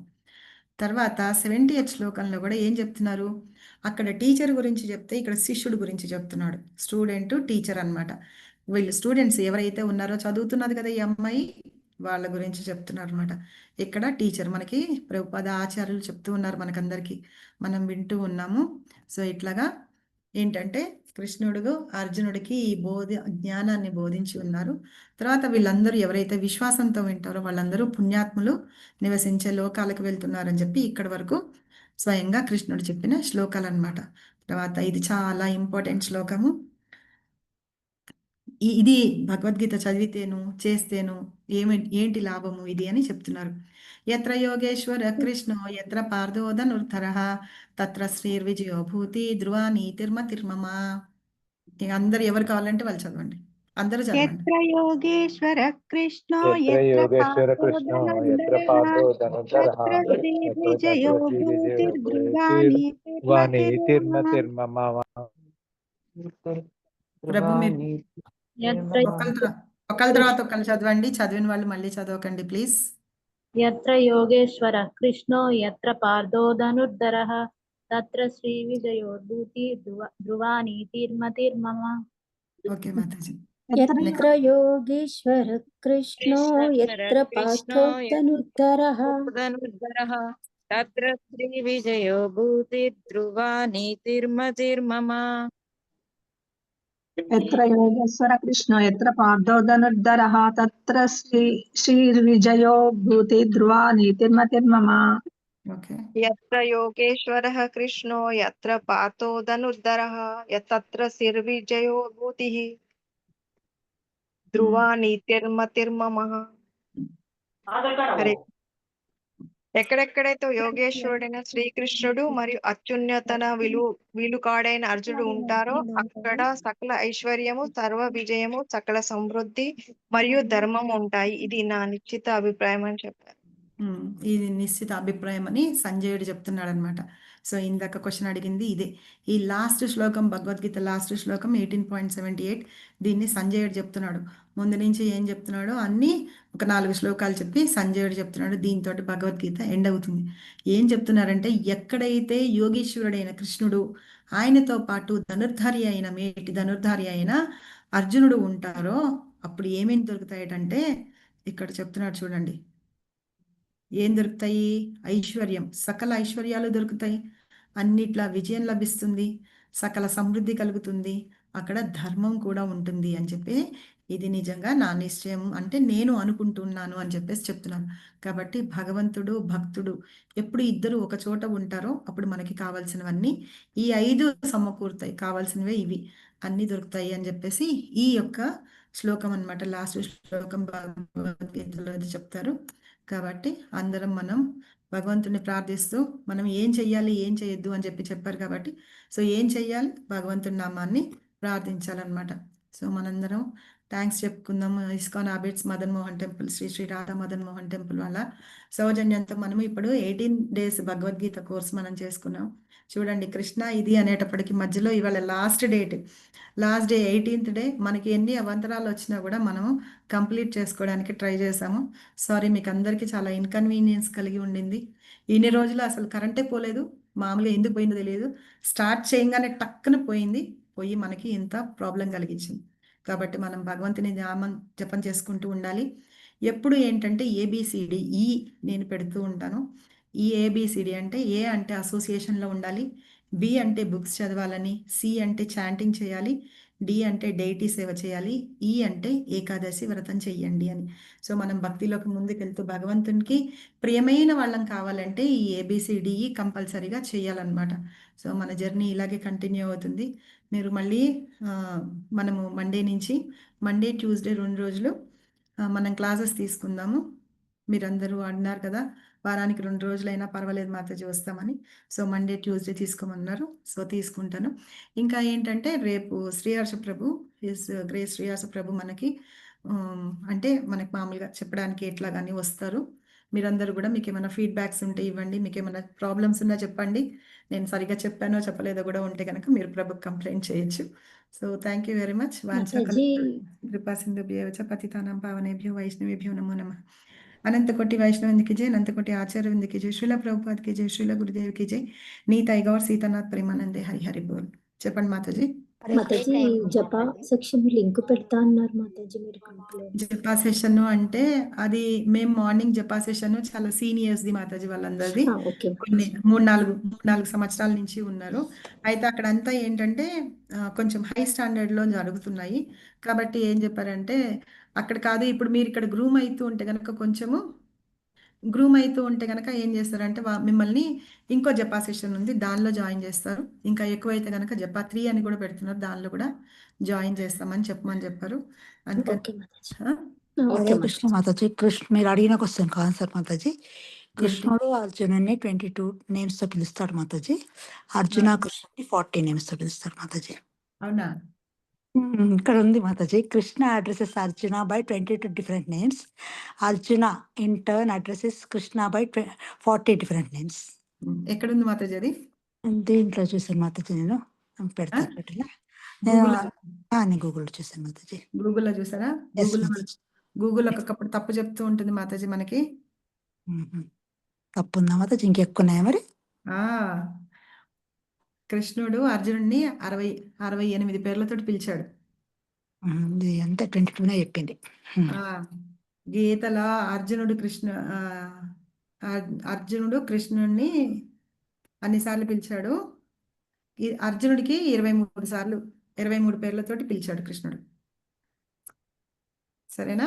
ఓకే మాతాజీ. అర్జునుడికి 23 పేర్లతోటి పిలిచాడు కృష్ణుడు. కృష్ణుడిని అర్జునుడు 68 పేర్లతోటి పిలిచాడు.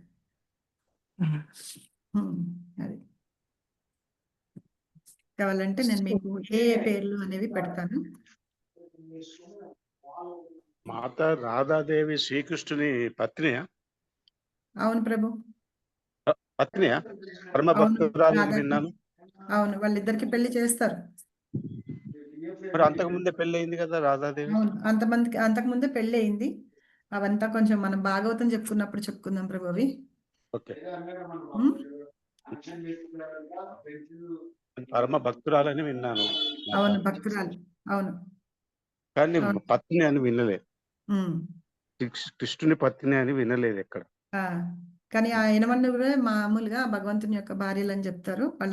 వాళ్ళే పట్టప్రాణులని చెప్తారు కృష్ణుడికి. ఆ ఎనమడుగుల్లో రాధాదేవి లేదు కదా? లేరు. అవును. మాతాజీ మండే ట్యూస్డే భాగవతం మాతాజీ, భాగవతము ఇప్పుడు కాదు మాతాజీ, ముందు భగవద్గీతనే ఫస్ట్ 108 శ్లోకాలు చెప్పమన్నారు. తర్వాత అవి వాళ్ళు మాకు ఇస్తారు, ఏం చెప్పాలి. ఇదే టైం జాయిన్ అయ్యారు.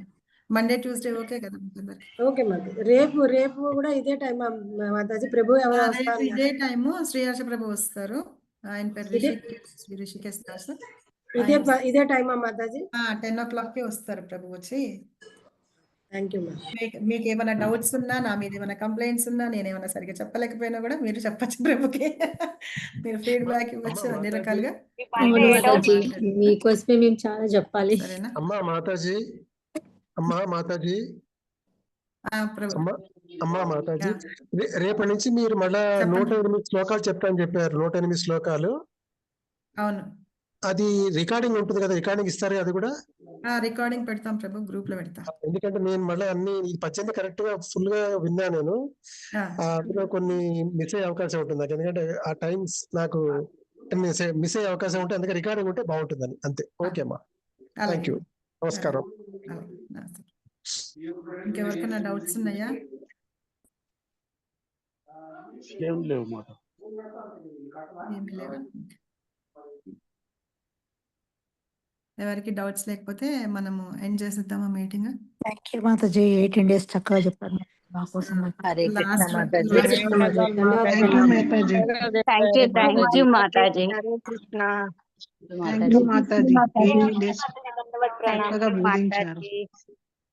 హరే కృష్ణ మాతాజీ. హరే కృష్ణ. Thank you Mataji. మనకే కొంచెం టెక్నికల్ ప్రాబ్లమ్స్ వచ్చినాయి. అంటే కృష్ణ మనల్ని పరీక్షిస్తున్నాడు అనమాట.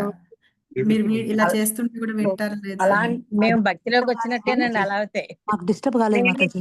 మాతాజీ నేను కూడా పోయొచ్చిన మరి ఆ, అది ఏడుస్తున్నది.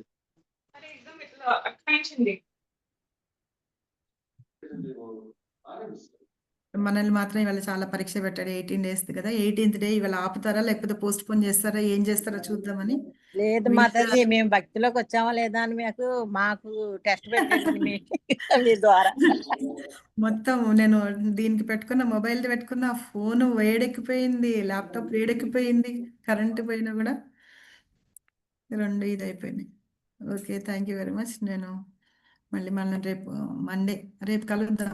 రేపు ప్రభు వస్తారు కదా, రేపు కలుద్దాం. హరే కృష్ణ మాతాజీ.